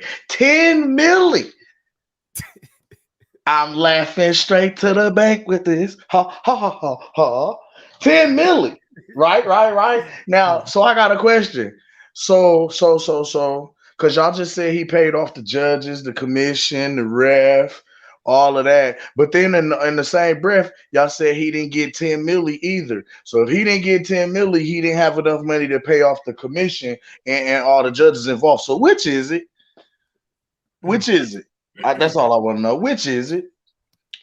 My next point in the whole situation that Gooch was alluding to earlier, what we were saying on the leverage side of it, yes, Errol is still the A side having 3 belts. But what we were saying on the leverage side was, let's say that Crawford versus Avanesyan does a good amount of sales on the pay-per-view side. What it looks like then is leverage saying, number one, Bud Crawford is more of a sell than y'all painted him out to be. He can sell more than you thought that he would. Number two, hey, PBC, hey, Al, y'all need a network. Y'all don't have no network deals right now. Y'all need a network. I got one over here that's willing to do business with y'all. Let's get it cracking. And I'm saying, like, because remember, we all know Al's not going to put his own money up to fund this fight. He gambles with other people's money, aka network, the network budget, or sponsors, right or wrong. It's your time, Cam. You feel me? So in my mind, that gives us a little more leverage, saying, hey, now we just did 250,000 over here on this network. You know what I mean? And I'm just throwing it out there. We said that, I forgot what we said would be a good, respectable, or a number, a good number. They said 100,000 would be a respectable number. Okay, so let's say we did 150. Let's say even if we did 150, hey, we did 150. That shows we can sell over here on our end. That shows we're a decent dance partner to make this fight. However, y'all still don't have a network. Y'all don't even have a budget for this fight. We got a network that's willing to guarantee us this amount up front. On the back end, as far as the pay-per-view split, you're the A side, so you're still going to get the lion's share. Let's make the fight happen. That's what we meant by he has a little more leverage in that respect, in that regard, because now y'all ain't got a network. Y'all need a network. Y'all looking for a network deal. Y'all need as many active champions on your roster as possible to make it look good to a network. I got a network over here that's willing to make it happen. Let's get it cracking. Like, that's what we meant. Hold on. Let me ask you a question, Killer Cam, before I pass the mic, bro. Yes, sir. Why do you say the PBC don't have a network? Well, at this point, because Fox has already made it known that they're not renewing their partnership with PBC. True. Right now, Showtime doesn't have a budget because Showtime is supposed to be taken off of network cable television and actually placed onto the Paramount app. So right now, Showtime didn't even have a budget to put on any of its boxing events because there was no money for it. They didn't have any money allocated. Wait a minute. But don't they have fights already lined up on Showtime? If I'm not mistaken? They had a next year, I believe. Now, right. I don't know if this Martin fight on the 17th that's supposed to be a PBC promotion is that going to be on Showtime? Keep with that propaganda, Cam. Keep it going because we're gonna crush it. Hold on. I think it's safe to say that Charlo and Zoo is gonna be on Showtime, right? Tim Zoo and Charlo is that's gonna be on Showtime, bro. Tank versus Garcia. Hold on, Tank versus Garcia is gonna be on Showtime as well. So we can't really sit up here and say they don't have a network. Now they may be looking for one, but they do have a network, bro. Kill that propaganda, E-Thriller. I'm just saying, bro, we got to call a spade a spade. It looked like they on the way out the door. Well, that's fair to say. It looked like they on the way out the door. And what I'm saying in that respect is, with them needing a network deal or wanting to have a network deal or look for a network deal, you want as many active champions on your roster as possible. At this point in time, Terence Crawford is bad for business for PBC because we're looking at a possible Canelo Part 2 situation where this man comes over here as a free agent, beats up our fighter, takes the belt, and leaves to another network. He's not signed to us.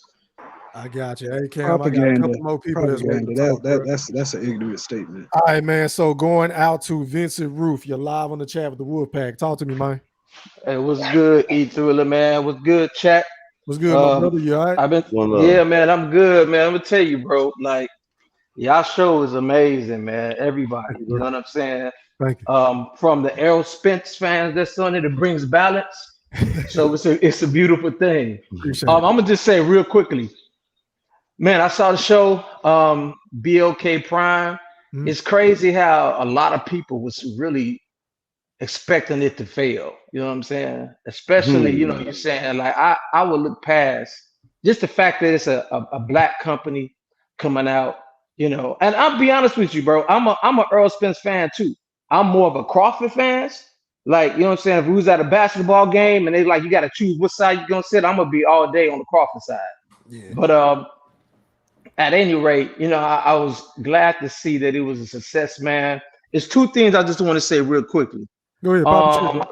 I'm wondering what does this mean now that as far as next year and with Errol Spence and Keith Thurman, you know, they're supposed to be fighting. We haven't heard anything from Keith Thurman saying anything. Now Errol Spence is supposed to be, he got a fighter that's supposed to be fighting next week, right? Saturday. So I'm just curious to know if he gonna make that fight happen. I'm also curious to know from the Errol Spence fans, like, all right, do y'all want to see Errol Spence versus Keith Thurman, or should we just go into the Terence Crawford fight? And lastly, I want to piggyback off of what Cam said. There's an article. What he's talking about is facts with the Paramount. Now I skimmed through it, so I don't know exactly, but I know it has something as far as they're like 40%. They've been losing like 40% of as far as their revenues.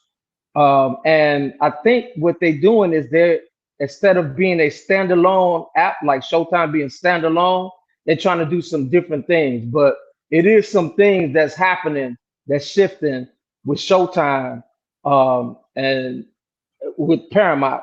And so there's an article that's out about it. So, you know what I'm saying? People want to check it out. It is out there. So it is, and there's some truth to what Cam was saying. That's all I want to say, bro. I really appreciate it, bro. Appreciate you for pulling up, my guy. Also, the Zoo and Charlo fight, it is 2023, right? So next year. But yep. I'm trying to find what network it's going to be on. I'm looking for that right now. Yeah, I'll look it up. All right, man. Going out to Lazy Lefty OG. You're live on the chat with the Woodpack. Talk to me, man. What's popping? What's up, man? Mr. IOBTA sent me to this channel. IOTBA, yeah. Shout out to my brother, man. What's popping, man? I don't know, man. I just hear a lot of propaganda, a lot of innuendos, and a lot of things that's not facts. Poppy shit. And has nothing to do with the Showtime network. It has to do with the Showtime app. Paramount wants to merge the Showtime app with the Paramount app because Showtime has the what would you consider the Cadillac programming. That's why they just rebooted the L Word. They just rebooted Dexter because those are the programs that people tune in to see. But the Paramount is more like great value.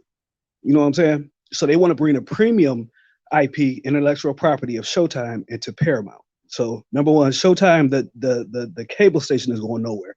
They're going to merge the Showtime app with the Paramount app in order to keep the Showtime subscribers. Showtime has like 20-something million subscribers on the app itself. So they're going to merge that with the Paramount app. Showtime, the network, is going nowhere. It has no effect whatsoever on boxing. So I don't understand where people are getting this stuff from. Secondly, if you look at my page, the glove gate is bullshit. It was Everlast was going with a new leather that they hadn't tested yet. Now, I'm gonna tell you something else. I'm gonna give you this is exclusive. Crawford was kind of late in ordering his gloves from Everlast. That's why they got those with that leather they never tested yet. So he got that new brand of leather that went in there. That was a whole issue with it. It's bullshit. You don't need no fucking tampered gloves to knock out David Avanesyan. Come on, guy. What are we talking about? I already seen Lamont Peterson beat his ass from pillar to post here in Cincinnati on the Adrian Broner undercard. You don't need no tampered gloves to beat his ass. He's already had his ass beat several times. Number three, those numbers they're putting out about Crawford's purse, that's also false. Those are not correct numbers. That same site they got that from said that Earl Spence and Ugas was a 50-50 split. So that's also false. Okay. Now, number four. I am not a Terence Crawford hater. I am disappointed in Terence Crawford because he didn't make this motherfucking fight. This fight was all laid out to be made. There's never going to be a Terence Crawford versus Earl Spence fight. So anybody that's thinking about that, get this shit out the way. It's never happening because now you have Stanionis the winner of Stanionis and Virgil Ortiz. They're not passing on their interview. They're not passing on their next fight. They're not taking step aside. Okay, so all of this dream of the next fight, this is never happening again. The time to make this fight was now. It was now or never. Okay. Number 4, you was talking about what I hear you earlier say about what Espinoza and Crawford. You know that they had 3 dates for this fight. They had the November date that was passed on. They had the December date that was passed on. They had the February date, which was passed on. Now, when the December date, I did an interview earlier today with Stanionis, and he even talked about we were supposed to fight in November. It got passed. We were supposed to fight in December. It got passed. This and that, whatever. I am fully blaming Terence Crawford for this fight not happening, and this fight not never, ever happening. For the simple fact that I know for a fact, I talked to his manager. We had about a 3-hour conversation a couple of days ago. And he even admitted that, yeah, they could have taken fights, but they could have taken a fight earlier in the year, but they just want to go straight into Spence. But when you put all your eggs into that basket to go straight into Spence, when you could have taken a fight in June or you could have taken a fight in July, and it didn't work out the way that you thought it would work out. Now you're saying, well, we're not going to take this fight. We're going to go into David Avanesyan. No, you should have taken that fight in June or July. You know what I'm saying? Because by passing on those opportunities you had early in the year, you could have had that tune up earlier in that year. You should have been got this fight out the way, because this fight has been on the table since April. This David Avanesyan is nothing new. It's been on the table since April. You know?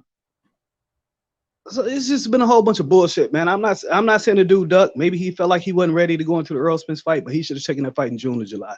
And all this no guarantee and that guarantee, there's no guarantee is what Crawford negotiated himself into. He didn't negotiate it. He turned down guarantees to negotiate himself into a no guarantee, which he felt was the better deal for him at the time. He said it himself. I agreed to it all. He felt that was a great deal for him, was the no guarantee. Why he didn't take it, I don't know. Maybe he felt like he wasn't ready for the fight yet. He could always revisit it, but you can't revisit a fight because you have so many other obstacles in the way coming up in the year 2023. I don't know, man. I'm not, like I said, I'm not a Terence Crawford hater, but I am very disappointed in Terence Crawford because this whole fight is never happening, and we all know why this shit ain't happening. And all these little snippets and sound bites they putting out is all bullshit. Okay, is that all you got to say? I mean, unless anybody else got something to counteract what I just said. Oh, I have a lot to counteract. Let's go ahead and open up the panel, ladies and gentlemen in the Wolfpack. Go ahead, y'all. I got to use the restroom. Go ahead, y'all. Hey, can I ask my man a question who just talked just a while ago? This is Vincent, by the way, bro. All right, so my question to you is, the fight wasn't going to take place till February. So Crawford took a fight this year. Yes. Why do you think that the fight cannot be made? Also, I thought like unification is supposed to trump like mandatory. Yes. Right. So why you think that fight? Why are you blaming Crawford? Because the unification. If you look on my page now, you will see.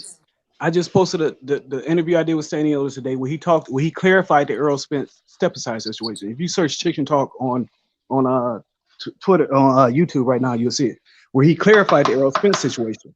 The original situation was supposed to be Earl Spence versus Pacquiao, Ugas versus I think it was Butayev, and no Butayev versus Jamal James, and Stanionis versus Ugas. You know, Earl got the eye injury, this and that, whatever. So that pushed it back. And he said once he beat Butayev, they were promised. He actually got paid more money to fight Butayev than they were offering him to fight Ugas. Because Ugas, he didn't actually get to step aside for Ugas. He just got more money for a fight with Butayev. Okay, so then after that, it was like, well, we the winner gets Earl Spence, whatever this is, blase split. The winner gets to win out of Earl Spence or Ugas, blase split. But that's when the unification trumps mandatory came in. But that's only a card you can play one time. That's why with this Virgil Ortiz and Stanionis fight, the WBA has already set the deadline for the winner of that fight to fight the winner of Earl Spence and Keith Thurman. Now, if you remember when what's my man name that Anthony Joshua won his first title off of? Charles Martin. If you remember, even though Wilder had fought Spilko on that card, the WBC had already ordered the winner of that fight to fight Povetkin. So Martin couldn't unify with Wilder at that time because the WBC had already put the order in, which is a lot similar to this situation. The WBA has already put the order in that the winner of Verge Ortiz versus Stanionis has to fight the winner of Keith Thurman and Earl Spence. So there's no fight. There's no next fight. Once the order goes in, the fight isn't there. If you notice, they've never ordered Earl Spence versus the winner of Stanionis, or well, matter of fact, I'm going to say Earl Spence. I say Ugas, because Ugas was the WBA champ. They never ordered that fight, right? Okay. We all agree that the WBA has never ordered that fight, correct? Matter of fact, sure, they even let Virgil fight for a mandatory for a regular title because they never ordered that fight. But once the order goes in, there's nothing you could do about it. The WBA now, hold on, wait. Wasn't it supposed to be a WBA title eliminator? No, Virgil Ortiz versus McKinson was a WBA regular title eliminator. That was a regular title eliminator, but I mean, it was supposed to be a whole. Remember that it was not too long back.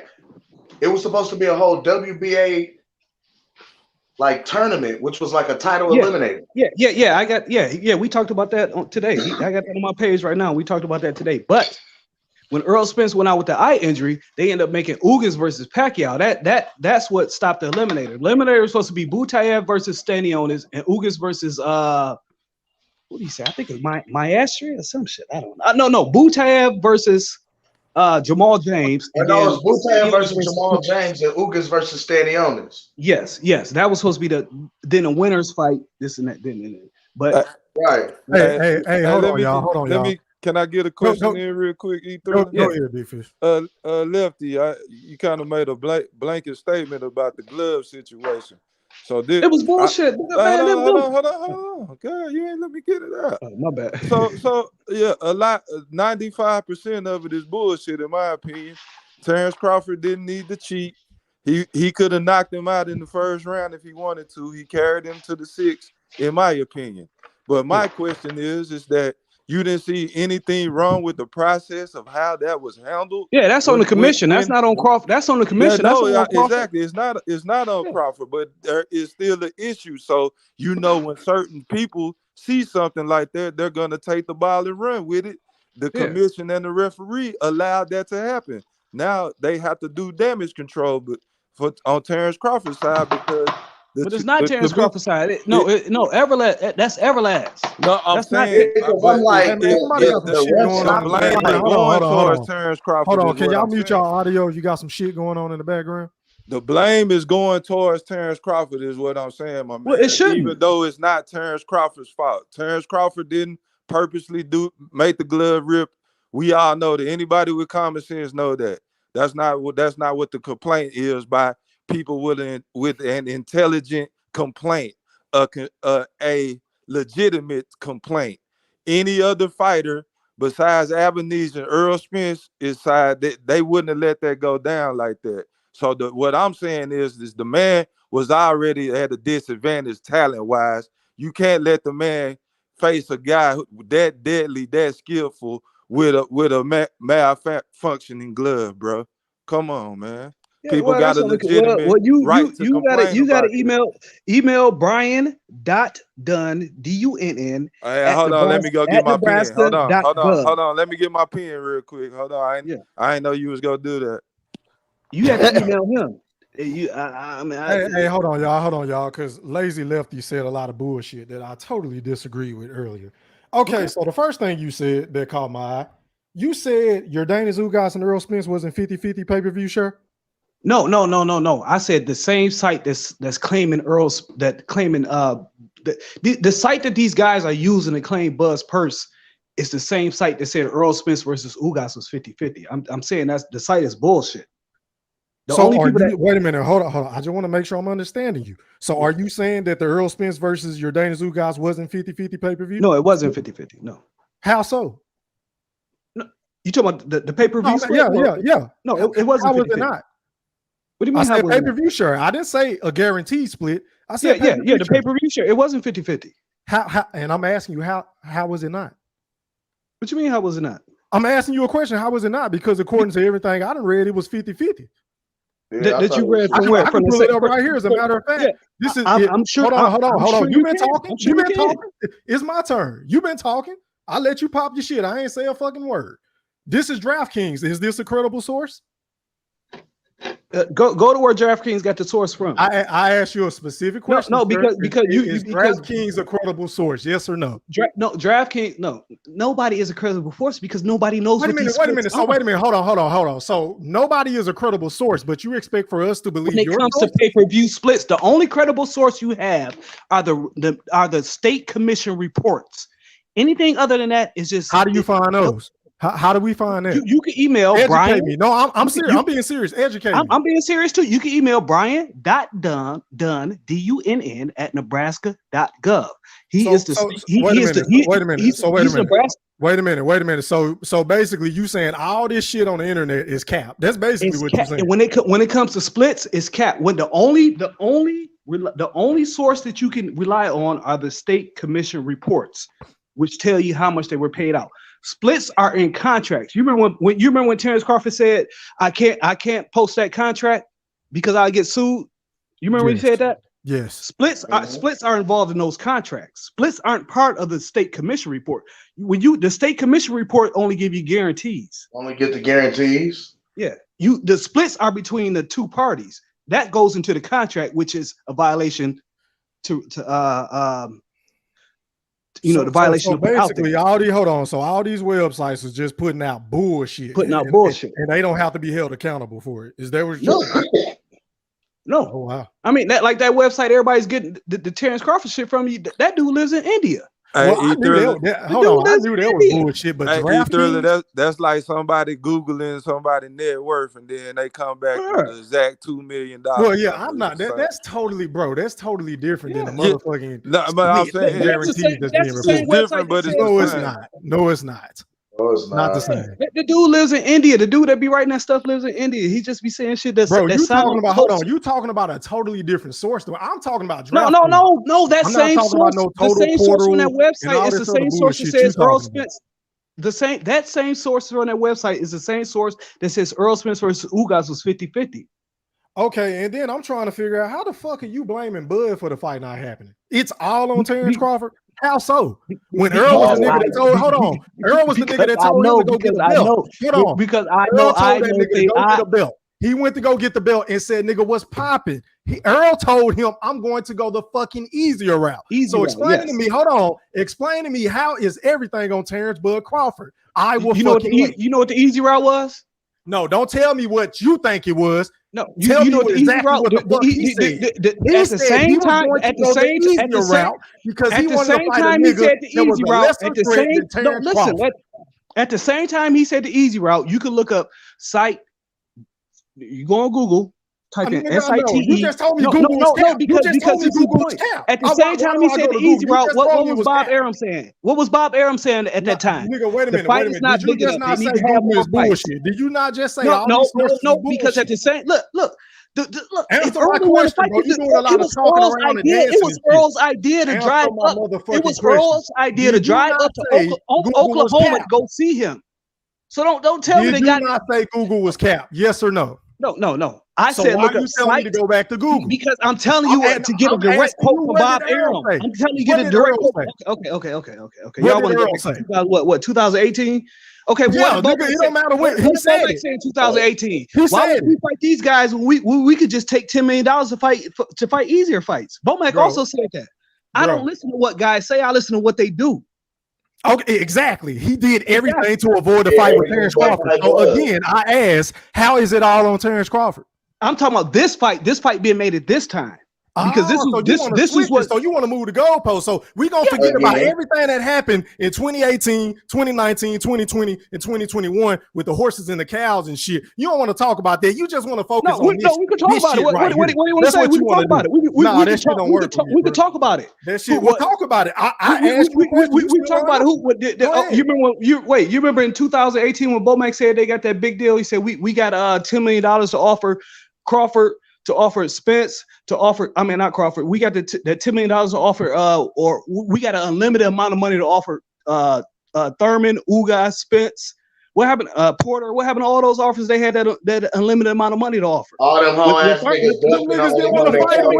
They said he asked for too much. Wait a minute. So wait a minute. Are we gonna sit up here and act like the PBC wouldn't even show this nigga on their telecast? No. Wait. Let me clarify that. Let me clarify that because if you look up PBC on Fox, bro, you can't clarify producers. Wait, let me clarify that. No, listen. Nigga, that's facts. What are you talking about? I'm gonna tell you facts.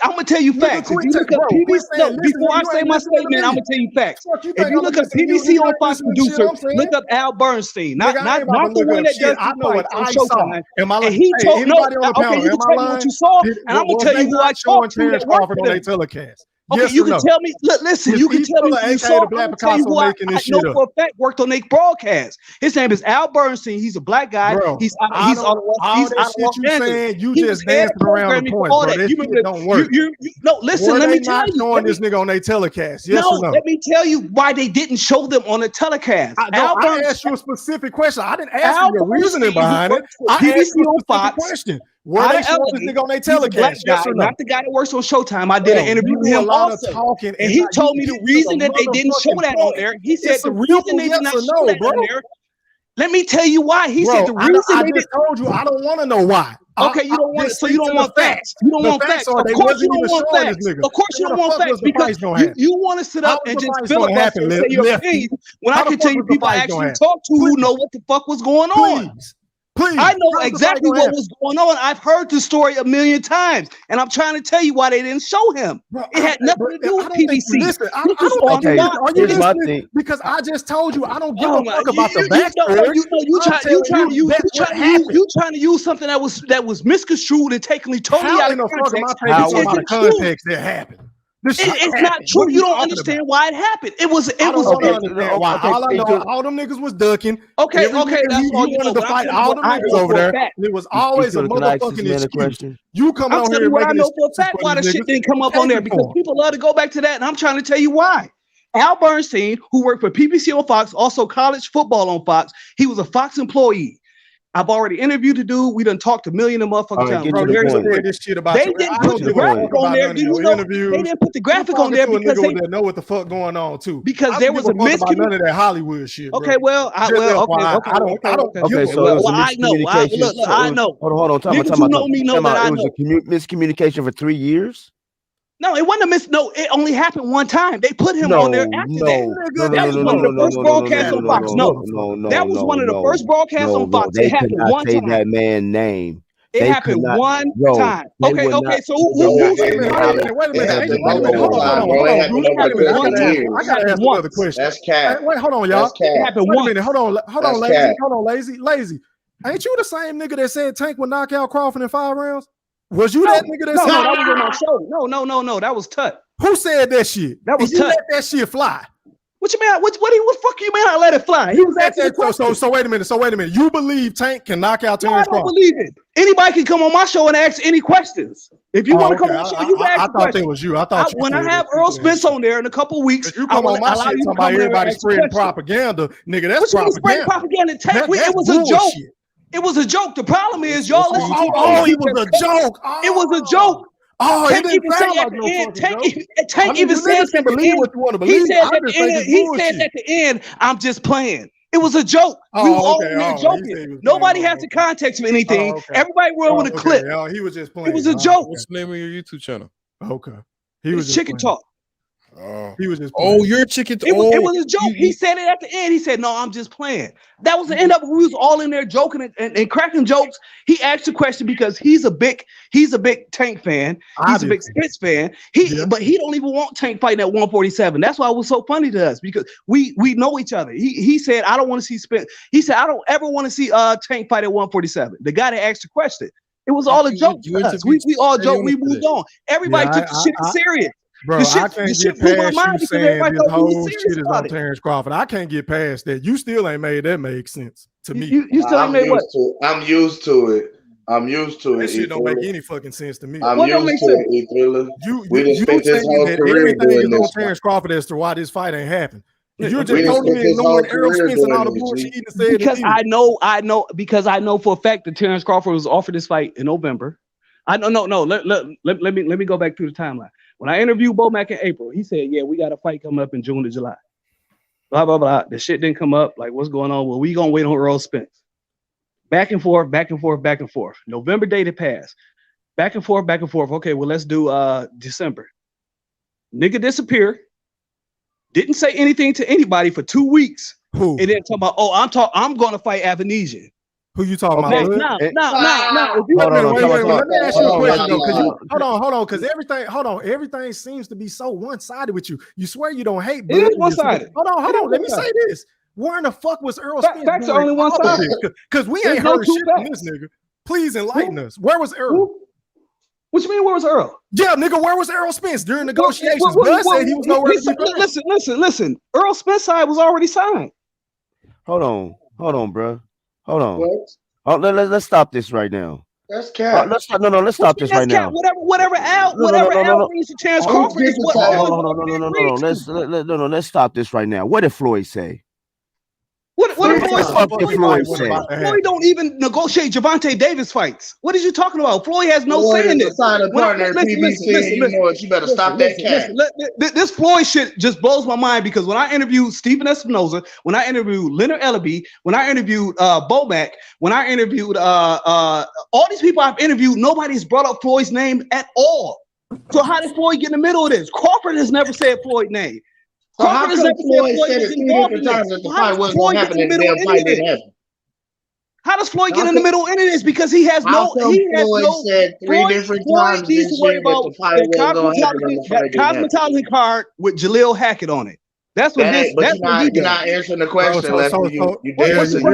Hey, this nigga. Hey, Michael Jackson ain't got shit on this nigga. The way he because for the simple fact, I'm not gonna get up here and talk about no bullshit that I don't know for a fact. Like I said, blood shit is bullshit. These numbers they put what Crawford got paid is bullshit. I'm not on here to talk about bullshit. So how much did he make? Wait a minute, hold on, y'all. Since you know every motherfucking thing, how much did he make? Spill the beans. How much did he make? How much did? Oh, I don't know how much he made. Oh, so I have no idea how much he made. Wait a minute, hold on. So you know his number. The 10 million is bullshit, but you don't know what he made. You know everything else, but you don't know how much he made. How was the 10 million bullshit and they put out there that it was gonna be in his bank account before he stepped foot in the fucking ring? I don't. First of all, wait a minute. You quoted Bob earlier. What did Bob say before this fight? Okay, wait. Well, let me tell you something. Let me ask y'all. Let me tell you. No. I just asked you a question. How many people in here? I'm gonna give y'all something. What did Bob Arum say before the fight? I'm gonna give you something to chase down. I don't want you to give me shit, but the answer that I'm gonna give everybody here something to chase down. Go to Bash. What did Bob Arum? Lazy lefty OG. Hold on, let me get my pen. Hold on. No. Hold on. You can't do this shit, Lazy. I'm about to give you a bombshell. Listen, I'm gonna give you a bombshell. I'm not gonna let you do this shit. What did Bob say before the fight? Did he not say got paid before the fight? Can I give y'all a bombshell? No, we don't want to hear your bombshell. Somebody asked why Steve Bash, Somebody asked why Steve Bash, the promoter of record on the fight, was not there on fight week. Nobody want to hear this shit. Somebody asked why the promoter of the fight wasn't there on fight week, why he skipped out on them last weekend, and why Chrissy Martin is now doing the Adrian Broner fight in Atlanta. If y'all really want to know, go ask those questions. Bro, I'm not asking about none of this. Okay, of course you're not going to ask questions. You went a whole different way. The feelings going to get hurt, bro. The feelings going to get hurt. Lazy lefty OG. The feelings going to get hurt. Look. I'm going to leave y'all you went left, my nigga. Bro, I cannot let you go to the program. And look, I will be back next week. That's all I'm saying. I will be back next week to give y'all a couple I told you so's. But anybody want to know, figure out why Steve Bash left the event last week. He was not there the whole fight. So wait a minute. So you're not going to hold on, y'all. Time out. Lazy lefty. You're not going to answer my question? No, he's not. What's your question? He's wiggling. Hold on. What did Bob Arum say whenever he was asked about the money, legitimacy of the fight. He said David Avanesyan has got his money. As far as I know, bro, do you want everybody to log off and just let you talk? You just asked me the question. I'm asking you. You want to let me finish the fucking question? God damn. Okay, go ahead. What did he say before the goddamn fight? Did he say the money was good money? Yes or no? He said David Avanesyan, as far as I know, because he works with Queensborough. Bro, I asked you a yes or no question. You talking about it. I don't need a backstory to every fucking thing. He wiggle like you. I don't need no goddamn backstory, bro. I'm a straight to the point ass nigga. Yes, I'm a straight to the point ass nigga. Did he not say that he got credible sources? Like I said, that David Avanesyan had already got paid. Yes or no? First of all, and he said it wasn't no chump. First of all. He wiggling like there's a difference between money in escrow and gotten paid. David Avanesyan money was in escrow. Terence Crawford money was in escrow. Yes. Okay, nigga, you could have said that 20 fucking minutes ago. Oh God. There's already reason. There's also reason. There's also reason why Steve Bash skipped out on the show last week. And why they're using Chrissy Barton? Why they're using Chrissy Barton for the show in Atlanta? There's also reason. Wait a minute. Who the fuck are you talking about? Steve Bash, he was the promoter of the show. He wasn't there all week. He skipped out last week. Bro, who asked you about this shit? What? I'm just telling you. Like I'll be back. I'll be back. We asked you how come. That nigga wiggle more than Q, bro. This nigga here, god damn. Hold on, y'all. I asked you hold on, y'all. When all the facts come out, there's a reason. Hold on, y'all.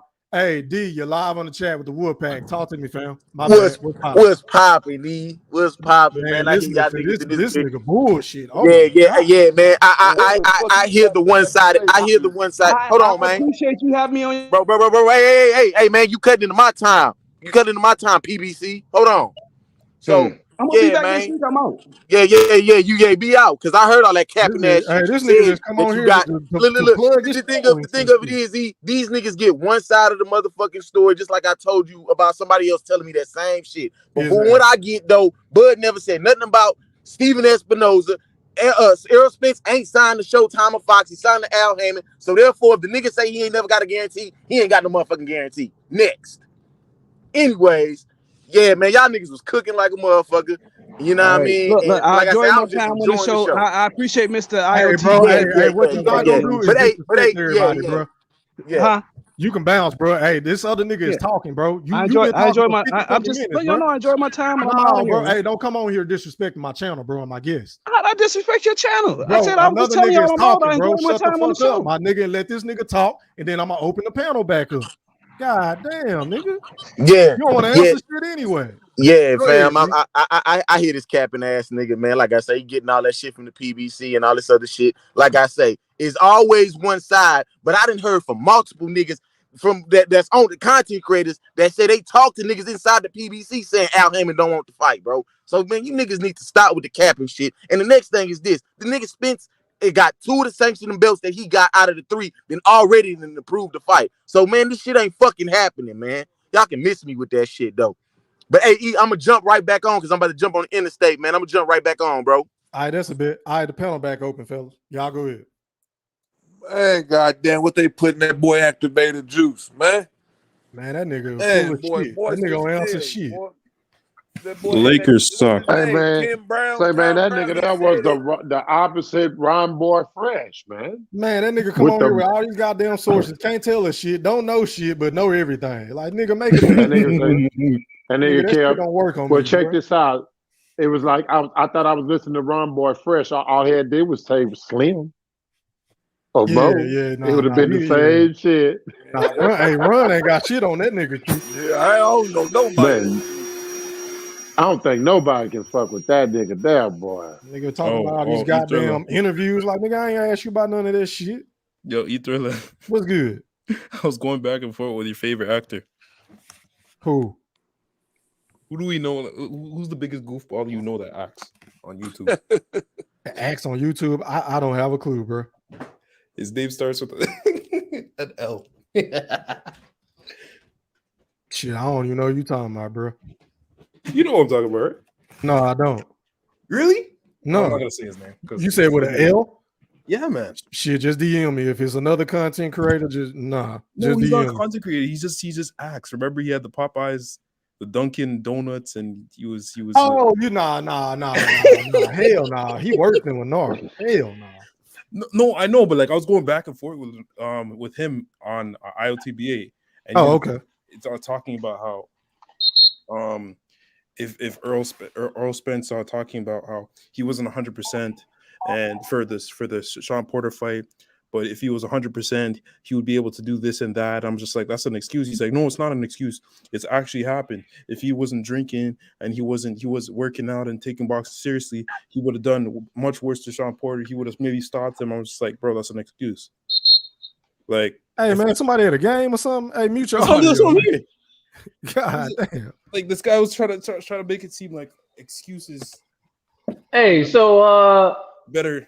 Like, what was? Let me say, what was his point? Like, did he ever say his point? Hey, your guess is as good as mine, bro. I don't. He basically, what I took from the conversation, he blaming Bud for everything. That's what I. That's what I'm saying. But he didn't make no fucking points though. Right. That's what I'm saying. He didn't make his point. Damn, boy, that boy's a headache. He was on IOTBA's show the other day too, talking about how. Yeah, I heard his goofy ass on there.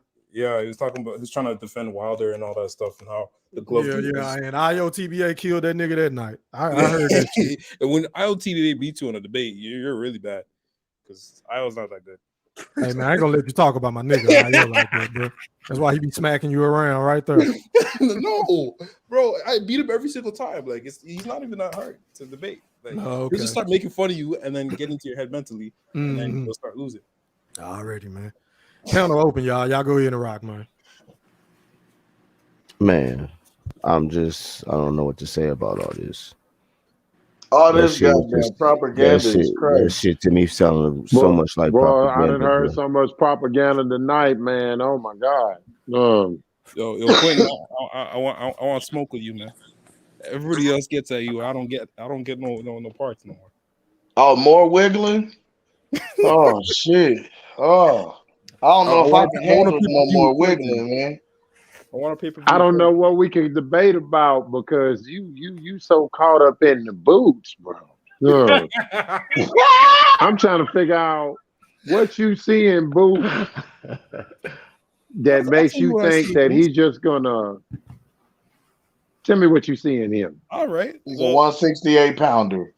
No, he's not. No, he's not. He isn't. He's 160 pounds. All right. What are two attributes you'd use against a pressure fighter? Footwork and counterpunching.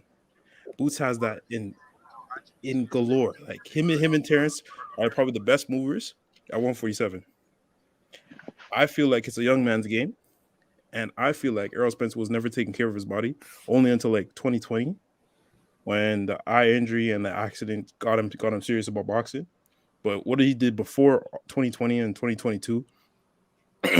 I feel like it injured him, or like his body's not going to be the same. So against two power punchers that can switch, not only switch, but they have footwork. They're not going to just stand in front of you and let you go at their body. They'll be able to move, so you won't be able to be planted or going to go to work. And I feel like they both stop him. Yes, Jaron Boots Ennis is going to stop Spence if they fight. That's why he's not rushing to fight Boots or Virgil. Man, I'm gonna tell you something. If Boots fight Earl Spence, his career gonna be fucked all the way up, man. That ain't the move for him, disagree. I strongly disagree. Man, I'm gonna tell you something.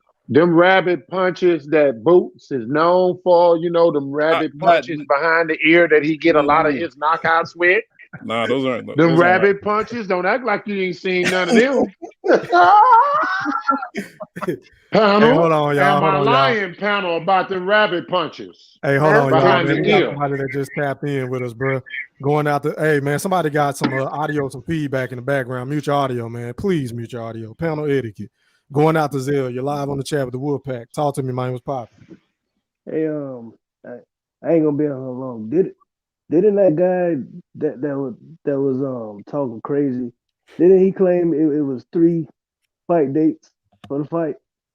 He said that, right. and he also said they offered him a guarantee, which was capped because Bud debunked that and Earl. But go ahead. Yeah, so I wanted to get on earlier. I was going to ask him what was the other 2 dates because the only thing we heard about was like November 19th, and then something about He next year. said November, December, and February. Yeah, those dates. That. So if they gave him a guarantee, why he won't say what it is then? Exactly. Oh, they gave who a guarantee? Hello? He claimed they offered Terence Crawford a guarantee. Zell is saying, well, why didn't he specify or state what the guarantee offer was? What? Y'all didn't hear none of that dumb shit he was saying? I heard it it, but it wasn't flew over one. my head. I was just like, what? Yeah, He was just I heard yelling, stupid shit screaming. talking in That's what I'm circles, bro. just loud and wrong. That's what I'm saying. Yeah, that's like he was just trying to be the Loud loudest and nigga. That's it. wrong. Just loud and wrong. Man, Go Hey, ahead, but you know Zell. what My I? bad, bro. Go ahead, Zell. Oh, Pop go shit, ahead, bro. go ahead. So he never said what the guarantee was, right? Nah, go back and listen to it on the playback. He never stated that. Nope. No numbers. Okay, that's all I want to know because like my internet And I also started. and did you catch whenever I asked him because he said Bud didn't get the 10 million, right? So I said, okay, since you know everything, how much did he get? How much did he didn't get? know.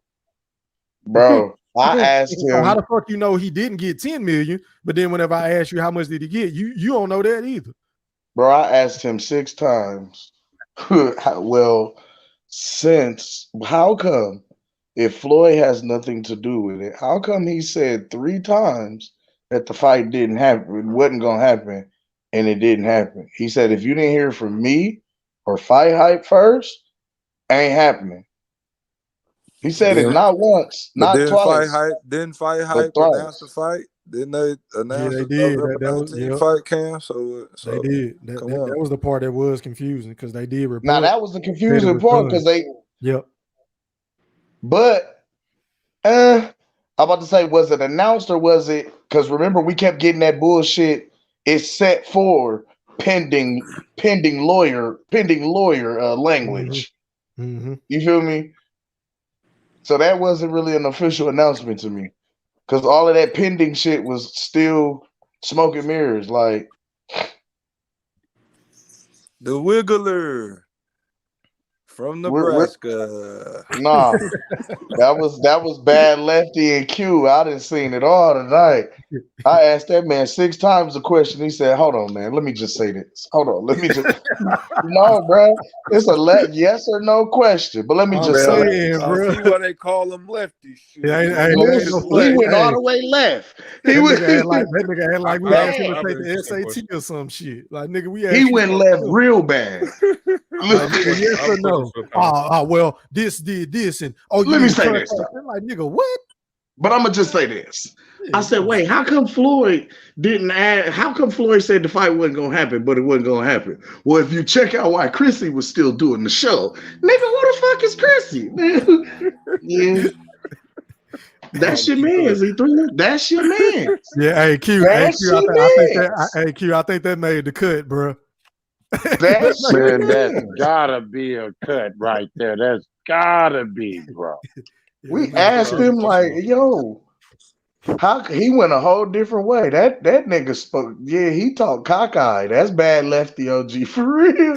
He's a spinner. He takes you left. Hey, but did y'all hear how he came in? Yeah, IO sent me. That's it. IO, come pick your mans up, IO. He did say that. He did say Hey, that. IO must have gave him a cup of that Gooch. I told you what I tell you. Texas stick with Texas. As soon as he said IL sent me, them niggas welcomed him with open arms. Come on in. IL, shout out to bro. Hey, Yeah, the bro. Hey, that nigga I'm came sure. in here on some bullshit. Hey man, hold on, y'all. Hold on. I'm In sure. IO's defense, IO ain't never said no dumb shit like that nigga was saying. That's shit. At least IO answer some goddamn questions every now and then. Hey, but I bet IO probably told him, hey, when you go there, tell him I sent you. Hey. Your credit card ain't looking good. Come pick your mans up. Hey, Get your General mans Big up. Fish. He gonna say General Big Fish got you. The Wright brothers gonna take care of you over there. Hey. See what happened? You going out here trying to check in with these niggas, man. He got shot by one of the same niggas he supposed to check in with. Hey, Q Tell and the Big Wright Fish. brothers I sent you. Hey, Q and Big Fish just let the nigga get beat up by E. He thrilled and dome. He thrilled and dome shot the nigga. Hey, Q done jumped on and he thrilled and dome shot him. Get that nigga up out of here. I.O. gonna call in like, yeah, man, y'all holler at my boy. I'm gonna tell you something. When a dude come get out of on, character like that, like I'm trying to let D talk. This nigga still talking. Like, nigga, shut the fuck up. He said, "Big Fish, why you wearing this chain? What happened to my boy? Why you wearing this chain? What happened?" But Cam, I ain't gonna lie. You know what I noticed? You've been catching some of that that Brimley up in you a little bit. You starting to Brimley a little bit. Watch out. You starting to put your opinions as facts, just like Brimley do. That's why Brimley be getting his ass tore up in them debates. Hold on. Because you'll never win a debate trying to put your opinions as facts. Because when you holler things about what the PBC networks don't have, when they got shows already lined up for next year, you making it seem like Bud Crawford got some leverage because PBC don't have what? Don't make no sense. But that's good propaganda that I am recording. That is good propaganda that I am recording. Just like they said that these fights is gonna happen when they don't happen. I just want you to come back and well, I don't want to hear no wiggling. I don't want to hear no. Well, let me just say this before we know. You claim they was propaganda until it doesn't happen. I mean, I'm just saying, Tank fighting on what next year, January the 7th? He fighting on where? Who is he fighting? Regardless of who he fighting, what network? No. Give me an opponent name, because we got a fighting a dude. We got He's fighting Hector Garcia 2023 on Showtime. He's fighting Hector Garcia. He's fighting Hector Garcia? Yeah. Are you sure? Because Ryan fell through, right? Man, I think the Dudley boys own something tonight, man. No, I asked the question. I said, because Ryan fell through, right? Because Ryan got announced first, and then we get Hector Garcia, right? No. What are you talking about? Who is Tank fighting next year? Who is Tank's opponent on the 17th? On the 7th, Tank is fighting Hector Garcia. I'm not talking about Frank Martin fighting on the 17th this coming up week. So the same Frank Martin that's stepping up his competition. Unlike your boy Keyshawn. Unlike your boy Keyshawn. You know what I'm saying? Frank Martin stepping up his competition. This is a step up in competition? He's stepping up his competition. He's fighting another hungry young lion that's ranked high. Not that bullshit y'all made up with Avocado. Where he ranked that right now? First of all, Keyshawn didn't even fight on that card. Where he ranked that right now? Keyshawn didn't even fight on that card. Keyshawn fought on Espinoza. Stop it. You gotta stop this Bud hatred, man. I'm just saying. The same. You talking about Frank Martin? I know you waiting to see that fight this week, but I'm not talking about Frank Martin. I'm not talking about Frank Martin. I'm talking about. I'm asking who's Tank's opponent. Because remember, Tank's opponent started out as Ryan Garcia, and now it's Hector. And now it's Hector Garcia. So which Garcia is he fighting? He fighting the whole Garcia family. Oh, you trying to be a comedian right now? I'm just asking a question. I'm just saying, who is Tank's opponent January 7th, first quarter of 2023, mind you? Because remember, this is when Spence versus Crawford is set to happen too. First quarter 2023. The beltless Tank Crawford makes his. No, but I have a question for the panel for real. If Spence was in the fight that Bud just had, if it wasn't just David Avanesyan, if it was Spence, how would you think the fight would go? We'd be looking at a not new like undisputed champion twice. Duh. I think Spence would have beat the fuck out of him. Honestly, I'm gonna keep it so 100. It'll depend on the first 3 rounds. Man, Goose, do you think he can afford to start slow against Earl Spence? Goose, what's wrong with you, man? No, I'm gonna be honest with you. The one thing I know about Mr. Q is the bigger the fight, the bigger his hunger. You acting like Earl coming in fast could be is going to work in his favor. He might come in fast and get caught with something. It don't matter how he came. It don't matter fast, slow, medium. Don't take Bud's starting slow as a weakness, man. Earl come in there and get caught. What I was saying was it was. True Gorilla, do you feel like he can afford to start slow against Earl Spence? Yeah. Be honest. Yes, I feel he can because I really don't, bro. Can come in there and get caught with a good counter early. Thinking Errol, that it's all sweet because y'all forget Errol take middle rounds on right? Earl gonna win by y'all decision. Forget that, right? No, what I'm saying Earl is gonna win by decision. What I'm saying is if it's to go 12 rounds, Bud is not going to win. Hey, he can't go to the cards. That ain't boxing nerd question though, y'all. Boxing nerd, if I'm not mistaken, asked if Earl Spence fought Avanesyan, what would have happened? No. If he fought Crawford, if he was fighting Crawford instead of Avanesyan fighting Crawford, how would the fight happen? So we got what we talking about. Bud would have won. Bud has been fighting 2 fights. He's been training for Spence. Like, okay, you're right. You're not. How he training for Spence fighting the righty. That's what you. Bro, y'all forgot Spence said not only is Spence a high pressure fighter, did he not say he can switch? Yeah, Avanesyan can switch. So you think Avocado is a high pressure fighter? Are you serious? Tell me you did not just say that. Tell me you just did not say that. I didn't say it. Who said that? Kim. Was Avocado is a high. Was Avanesyan not in Spence? Hey, was Avanesyan not in Bud face all night long? Man, Avanesyan slow as I don't know That ain't my what. question. You wiggling. That ain't my question. You wiggling. That ain't my question. You wiggling. You wiggling. No. You wiggling, I'm answering baby. your question. No. You wiggling, baby. No. Go ahead, baby. No. No. Oh my God.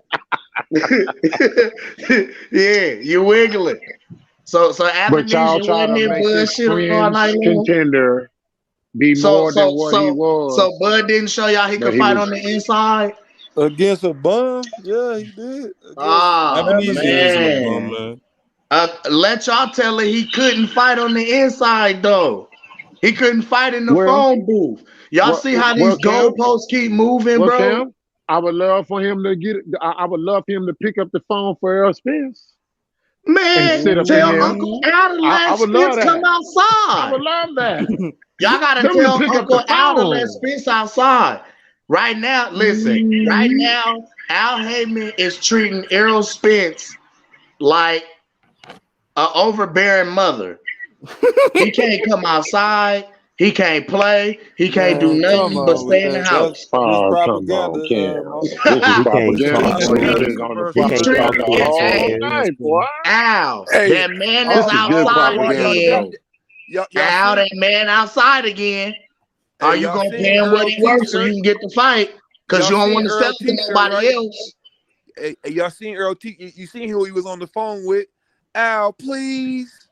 Please, Al. He was on the phone begging on it. He trying to stun on Bud, but turned around and stun on his damn self. No, this is Al begging, please. Hey, Bud pulled a Christmas kids move on him. Go ask Al if you could spend the night at my house.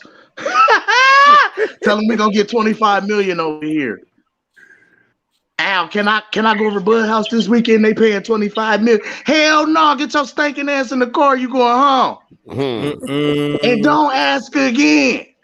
Well, shit. Errol didn't call back, so I'm gonna call Al myself. Al, can Errol come over my house this weekend? They playing 25 minutes. Hell no. Ain't nobody touching this fight But with yet, me. but yet And he don't don't want ask to tell where the again. money coming from. But he don't want to tell where the money coming from. I believe he That's what told I him. don't He get. just didn't tell us. And the reason why he didn't tell us, I That's feel. what the Can I say propaganda, this though? Can I propaganda, say this? Can I say this? propaganda. You Why we believe. You propaganda? believe. Why I why believe we I can fly there. propaganda out here, right? Check this out. Check this out. Under the for contractual reasons, right? I really feel like Bud didn't tell the public who the hedge fund was for the sole purpose of, after winning this fight and being successful, you still having the ability to go in and potentially make this fight utilizing that same hedge fund with those guarantees, because by you speaking them publicly, you breach whatever contract they was trying to have with you. Exactly. Cam, you don't listen, do you? I got something to say on that on the 50 mil. From what I heard this weekend, yeah, it is a sources say situation. But from what I'm hearing, yeah, they got 100. They got 100 mil. BOK Prime got 100 mil for Bud. He got 100 mil. And by the time he's done, he's gonna touch 100 mil. From what I'm hearing. And bro, come on, man, BLK. Ain't BLK, but isn't BLK? Hey, don't you get BLK as a part of your Amazon Prime subscription? That's all I'm asking. Go ahead, Fish. Go ahead, Fish. Hey, Cam and True Gritter, didn't y'all hear Terence Crawford and everybody else tell you that Al Haymon will die on the sword before he let anybody touch this fight? So it don't matter if BLK coming with 200 million. Al Haymon is not letting them control shit. So then don't blame this fight not happening on Bud. No, it ain't no. No, see, this is what y'all have to understand. Y'all Terence Crawford is using that as leverage to try to make himself on the 50-50 playing field. No, that's not. No, we're not even. Hold on. That's cap, Big Fish. That's cap. That's cap, Big Fish. That's cap. Because that's cap. When he talking about 25 for him and 25 for him, that's cap. That's cap. That's cap. That's cap. Because he outright said it. Hold on, Cam. Go ahead, Q. Let me hear Q point, man. That's not cap, because if he telling him I got 25 for you, and he say I went and found 50 million. Because again, if Earl Spence say, oh, you found 50 million, okay, cool. I'm gonna take 30 of it. You have 20. He well up in his rights. So now, what y'all failing to realize is he said it outright. That's what I'm trying to tell you. He said it outright in the. He said it outright. B-side, are you gonna let me finish? Because he outright said it in the interview when he talked about the 25 million from the hedge fund. He told Errol, we get the 25 up front, on the back end is 80-20. 80-20 was the pay-per-view split. Y'all keep talking this 50-50 shit. We're not talking the guaranteed money. Man, you just where did you hear this 80-20 at? Because I never even heard that. Cam, he said it in the interview. Please pull it up. No, he did not. No, he did not. You edited that. He said where did you say that at, Cam? Hey, he said because he said, hey, I got 2 hedge fund companies that's gonna pay us 25 million. million. Nothing about no 80-20 split in that interview at all. Oh, look it up, please. Look it up. Hold on, y'all. Propaganda. Hey, hold on, fellas. He did mention 80-20. He said we on gang. He said that. I'm not. Come on, man. Play it. I don't replay it. I play it. 80-20 for what? I don't remember 80-20 for 80. He was gonna get all I remember Earl him Spence saying 80, and Earl Spence was more worried about the back end. Hold on, I'm gonna pull it up. That's what he said in the interview. That's because Earl said, "What about the back end?" What about? He said he was worried about the back end. Hold on, right after that, he mentioned, he was like, "Hey, if they make their money back, we get 80-20." He said that. I'm about to play it. He definitely said it. I don't know if what the hell is wrong with my phone. He said no. He's bro. The echo, bro. Hey, hold on, y'all. Fix your audio, bro. I'm so sick of saying that shit. Fix your audio, bro. Damn. Go ahead, y'all. Like I say, man, the man say he agreed to everything, so should be no issue making the fight. You know what I'm saying? Y'all make the fight. That's why I feel like we Still got not an echo, hearing y'all. nothing about it. Hey, hold on. Somebody got an echo, man. It's fucking up the show. Fix your audio. But let me go ahead and pull this shit up for y'all, man. Shut up, everybody. We're about to get ready to go live. Well, we already live, but we about to get into it. Who are you looking at?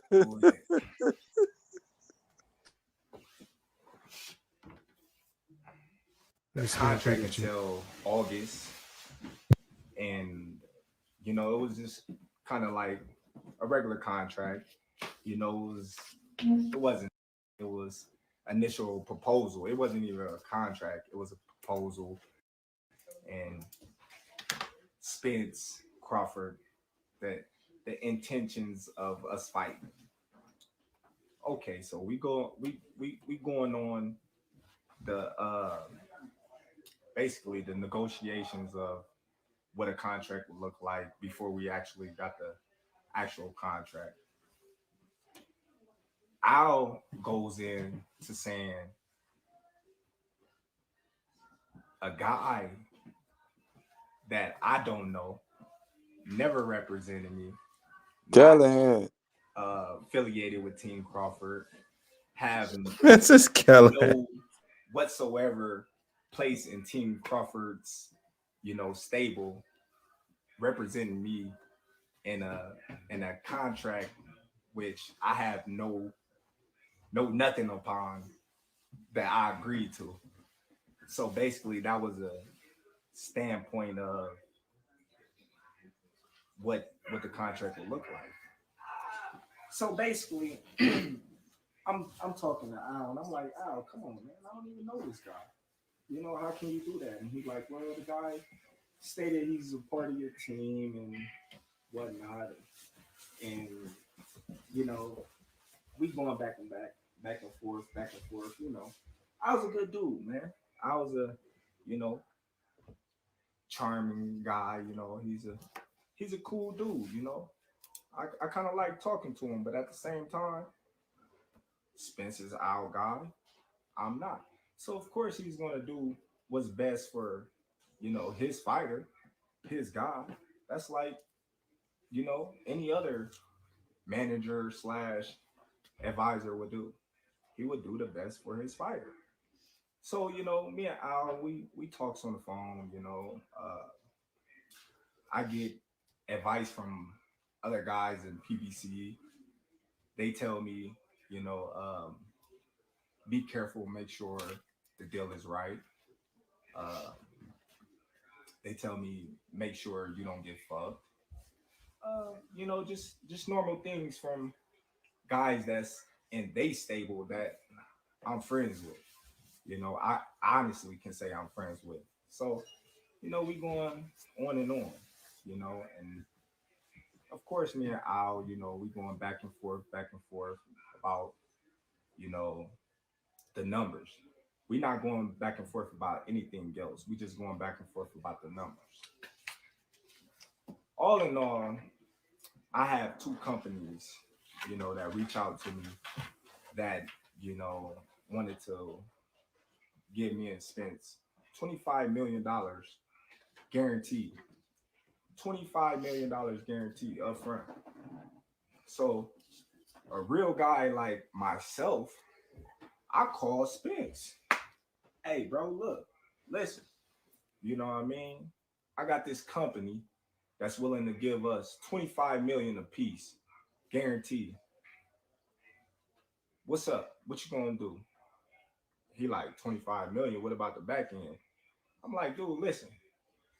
If they make their money back, then we get 80-20. You know what I mean? It's simple math. I said, man, we got people all buying. Y'all heard it? Yeah, he talking about 80-20, but that's 80 for the fighters and 20 for the company, right?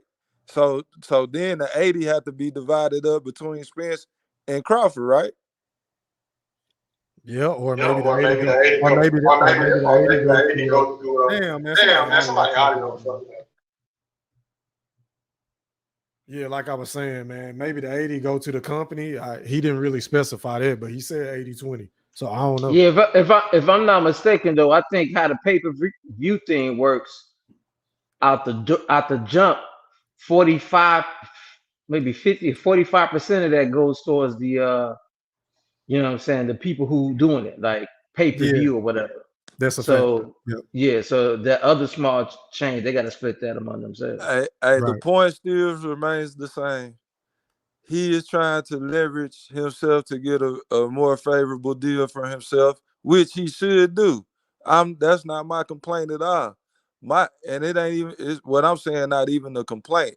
It's just stating what it is. Al Haymon and Earl Spence will go and fight somebody else before they allow him to get equal footing in the purse. It's not gonna happen. They're not gonna let BLK, no matter what kind of money they bring, unless they sign some type of deal with Al Haymon exclusively and bring him on board to have, for everybody to eat. It ain't just gonna be for no one fight between Earl Spence and Terence Crawford. Al Haymon not about to do that. He's not about to go take his business to somebody else. He ain't doing it. So let me ask you this, Big Fish. Based off of the offer that was already in place for Earl and Bud, do you think they'll make more than 25 million? It all depends on the pay-per-view sales. Right, but I'm asking you for I don't your know. opinion. You asking for me to make an assumption. That's what I could say. Yes, I could say no, but it don't matter what. But wait a minute. But you've been the one on this panel plenty of times saying that you don't think that fight gonna sell like that, right? So, but did you hear what I just not said? The money don't matter to them. It's more about control, bro. It ain't about the money. It's about the power that they care about the most. They are not about to give any power up to Terence Crawford. So yeah, that's probably more money that they will make 25 million guaranteed. More than likely, yeah, probably. I don't know. But Al Haymon said, what did Al Haymon say, E-Thriller? Why would you cap yourself? So him saying that leads me to believe it's a possibility that Al Haymon believed they could make more. Who knows? But that's all besides the point. It's about leverage and power. And Al Haymon told you, no, not Al Haymon. Terence Crawford told us what Al Haymon said. He not letting nobody else touch the fight. Point blank, period. Y'all can say what you want, whether it's right So or if not. Al Haymon is not letting nobody else touch this fight, why in God's name are we still blaming Terence Bud Crawford? I'm still lost about that. Cause he got to take the deal. What you mean? Terence Crawford, you So missing we're the not gonna whole. hold Al Hold Haymon on, let to me the answer fire. your question. We're not gonna hold the boss of the A side to the fire Let me and tell answer him the to pay question. the man what he worth. The point, y'all making it about money. What is it? Money or legacy? You want to see the fight. So that's what it comes down to. Terence Bro, Crawford at is least not. be fair. Terence Damn. Crawford has to bite Wait a the minute. bullet. How do you on pay this a less fight. qualified fighter more money than the biggest fight in Man, you talking boxing? about bullshit, bro. The Bro, bottom make that line make is sense. Terence Crawford has to take.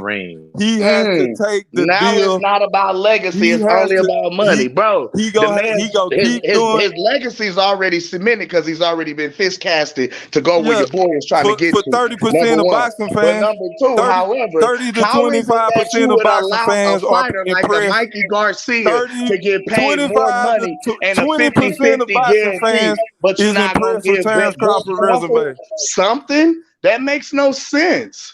That makes zero sense at all. You'll give Mikey Garcia, who came up 2 weight classes, just with no the belt. Mexican following behind him. He came up But with a 2 bigger classes and draw. no But a belt. bigger He draw. came up with Keep 2 going. Put classes that in and there no too. belt in the same division. You gave him more money and a 50-50 guarantee than the biggest fight in boxing at Do welterweight Terence Crawford want to have a career like to make Timothy Bradley, history? or do he want to I'm have a career? confused.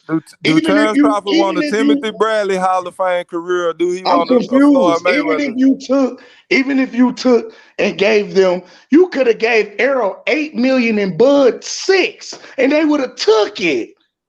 The biggest fucking fight in boxing. You gave them nothing. No.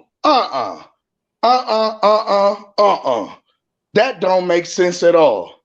Because you still could have paid your fighter more money up front and still did whatever on the back end. Bud would have took that shit. He just wanted to fight. You gave him nothing. But you still blame Bud for the fight not happening? Keep saying you G. double talking, bro. He want the fight or G. he want money.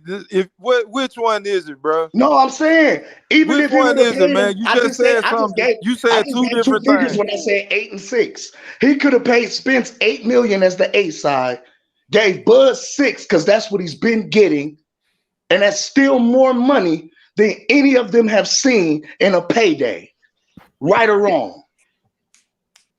But the thing is, no. That's a right or wrong question. No. Right or wrong? You wiggling. Right wrong, nigga. You asking a loaded question. We not about to answer the shit in the manner that you want. You asking loaded questions. How is that loaded? Big fish. Like my man Lefty said, Google what a fucking loaded question is, man. That's not a loaded question, You bro. ask fucking questions with That's a not a desired loaded outcome. question. Big So fish. Because you knew you was walking into a require minefield no when you answer. answered that question. You so asking gonna stay out of rhetorical there. questions, Cam. Because you know why you answering that question, you have to hold Al Haymon accountable. I don't give a fuck about Al Haymon. I'm telling you what it is, not what I want it to be. Al Haymon is the nigga responsible for making the fight. So you gotta give a fuck am I about it. disagreeing with that, bro? That's what you missing. I'm not How? capable He for the Al nigga on Haymon. the A side that makes the contracts and cuts the bro. checks.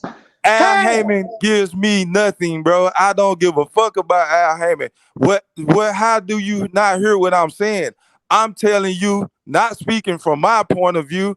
I'm speaking about what I'm seeing from my point of view about what they're doing. It's not about what I like or what I want. I'm saying, giving you my perspective. Yes, Al Haymon fault that the shit ain't happening. Yeah, we can say that whoop-de-doo. Now what? So you have So to. why What are I'm we telling still y'all. blaming Let me Bud finish, for the bro. fight not happening then? Let me finish. What I'm saying is that if Terence Crawford wants that fight, he has to play by their terms. Love it or like it, it don't matter. That's what it is. Money don't matter to everybody. 50 million, 5 million, some people don't give a fuck. Al Haymon ain't sweating no money. All right, so dig though. So Bud, he agreed to the terms, right? So right now it's just a transparency piece, right? Right. So I mean, now that this fight is out the way, I don't see what the holdup is. Call Al. Yeah, call Al and see what Al got on the table for you. Take it or leave it. That's what you have to accept. Or go So fight that's all part, but or that's go both sign up involved. and get That's another not 10 just million. Bud, that's Errol too. Errol gotta call Al. Bud gotta call Al. Everybody gotta call Al.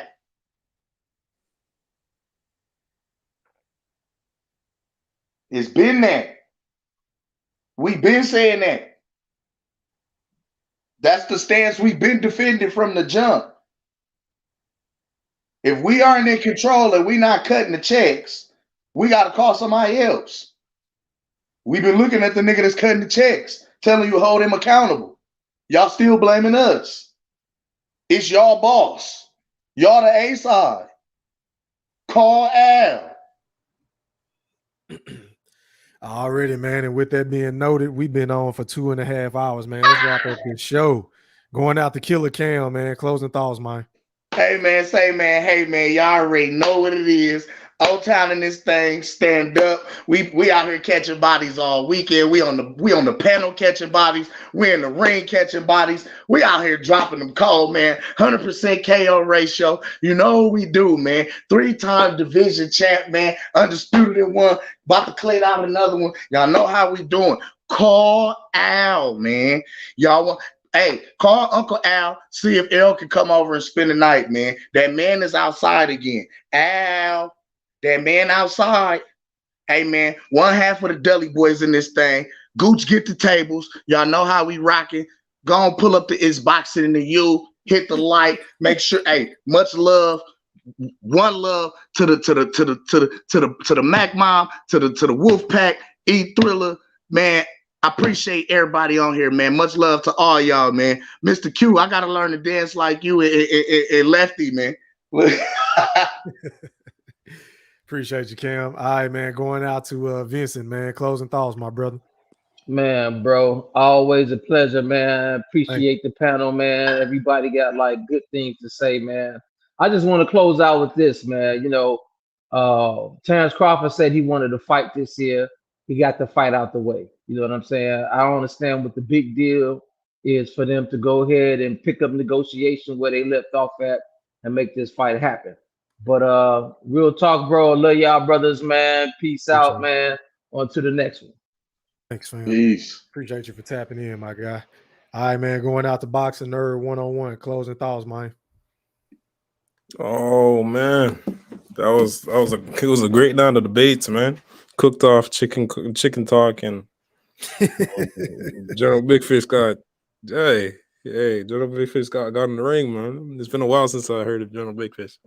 It was a great show. It was E-Thriller. Thanks for letting us on. Thanks for allowing us to be on the panel. You know what I say? You and Big B Mac are national treasures of boxing on this YouTube thing, man. So I appreciate you guys, and just waiting for the next fight, man. I already appreciate it, man. All right, going out to Mr. Gooch to you, Mr. Gooch to you. Closing thoughts, man. Man, shout out to you, E-Thriller, man. Shout out to the panel. Shout out to you, Wright Brothers, Flight Brothers. Man, it was a good night, man. E-Thriller, you started off cooking once again to where, man, you did your thing, bro. Appreciate it, bro. Then came on with this dude who got sent by IO, which I really... I'll let you do that, E-Thriller. You whipped up on him so dang bad. And Big Fish and Q, shame on y'all. Y'all big bro sent that man over here. Y'all supposed to protect that man. Y'all couldn't even protect him. Shame on y'all. But y'all know what it is, man. It's the Goose to you, Mr. Goose to you. 2023, y'all know what we trying to do. Dudley Boys against the Wright Brothers with Miss Fiestiana as our manager. Let's go. Alrighty, man. Shout out to the 402, man. And going out to my brother, the BFB Master Q. Closing thoughts, man. Man, it was a good show. Thank you. A lot of propaganda. Oh my God. Shout out to the Dudley boys, man. I fucks with them, you know. I went over there, beat them up a little bit, then got tapped off. Come over here, beat them up a little bit more. But hey man, at the end of the day, you know, at one point I was like, man, I want to see the Thurman fight, but more and more I think about it and I watch that fight again. Shit, if he agreed to everything, well, shit, stand on that shit. Don't be fraud about that shit. Fight Spence next, man. That's the next fight that need to happen, man. Let's do this shit. Q, like we told you, tell Spence that he want to fight Bud then. Tell Al that he want to tell Spence to tell Al. He got them T-shirts out. He got them T-shirts out. You know who you want to fight next. We knocking on the door. Hey, still knocking. E-Thriller. What's good? Hey, drop that cage real quick, man. This Dudley boy got left in the ring by himself. Oh, Cam ain't up in there. Oh, your ass in trouble, Mr. Hey, Q, get the tables. I'll defend him. Q, get the tables. Say, hold up, they brought them lawn chairs, son. Already, Q. I appreciate you, fam. And last but not least, going out to my motherfucking brother in real life, the General Big Fish. Take us home, man. Hey, man, this was an awesome show tonight, E-Thriller, man. I've never been surrounded by so many guys that's Earl-phobic, man. Y'all are Earl-phobic. Y'all got a fear of Earl Spence and his abilities, and y'all have a deep fear of his fan base. Y'all got to get that hate out your heart, man. There's a lot of chat, a lot of chatters out there, man. Y'all some big time haters, man. Stop being Earl-phobic. That's my message for tonight, man. It's been a pleasure, man. Gooch, get the tables. We ain't gonna ask you to get the girls no more, man. We seen what you produced for the fight, but we gonna always ask you to get the tables, man. Shout out to the Dudley boys, man. Shout out to my boy IOTBA boxing nerd, E Thriller, the Black Picasso, man. You painted another masterpiece, man. You shook up the room tonight, man. When we hang up out this line, man, I'm calling you immediately, man. Appreciate it, big bro. Thank you, man.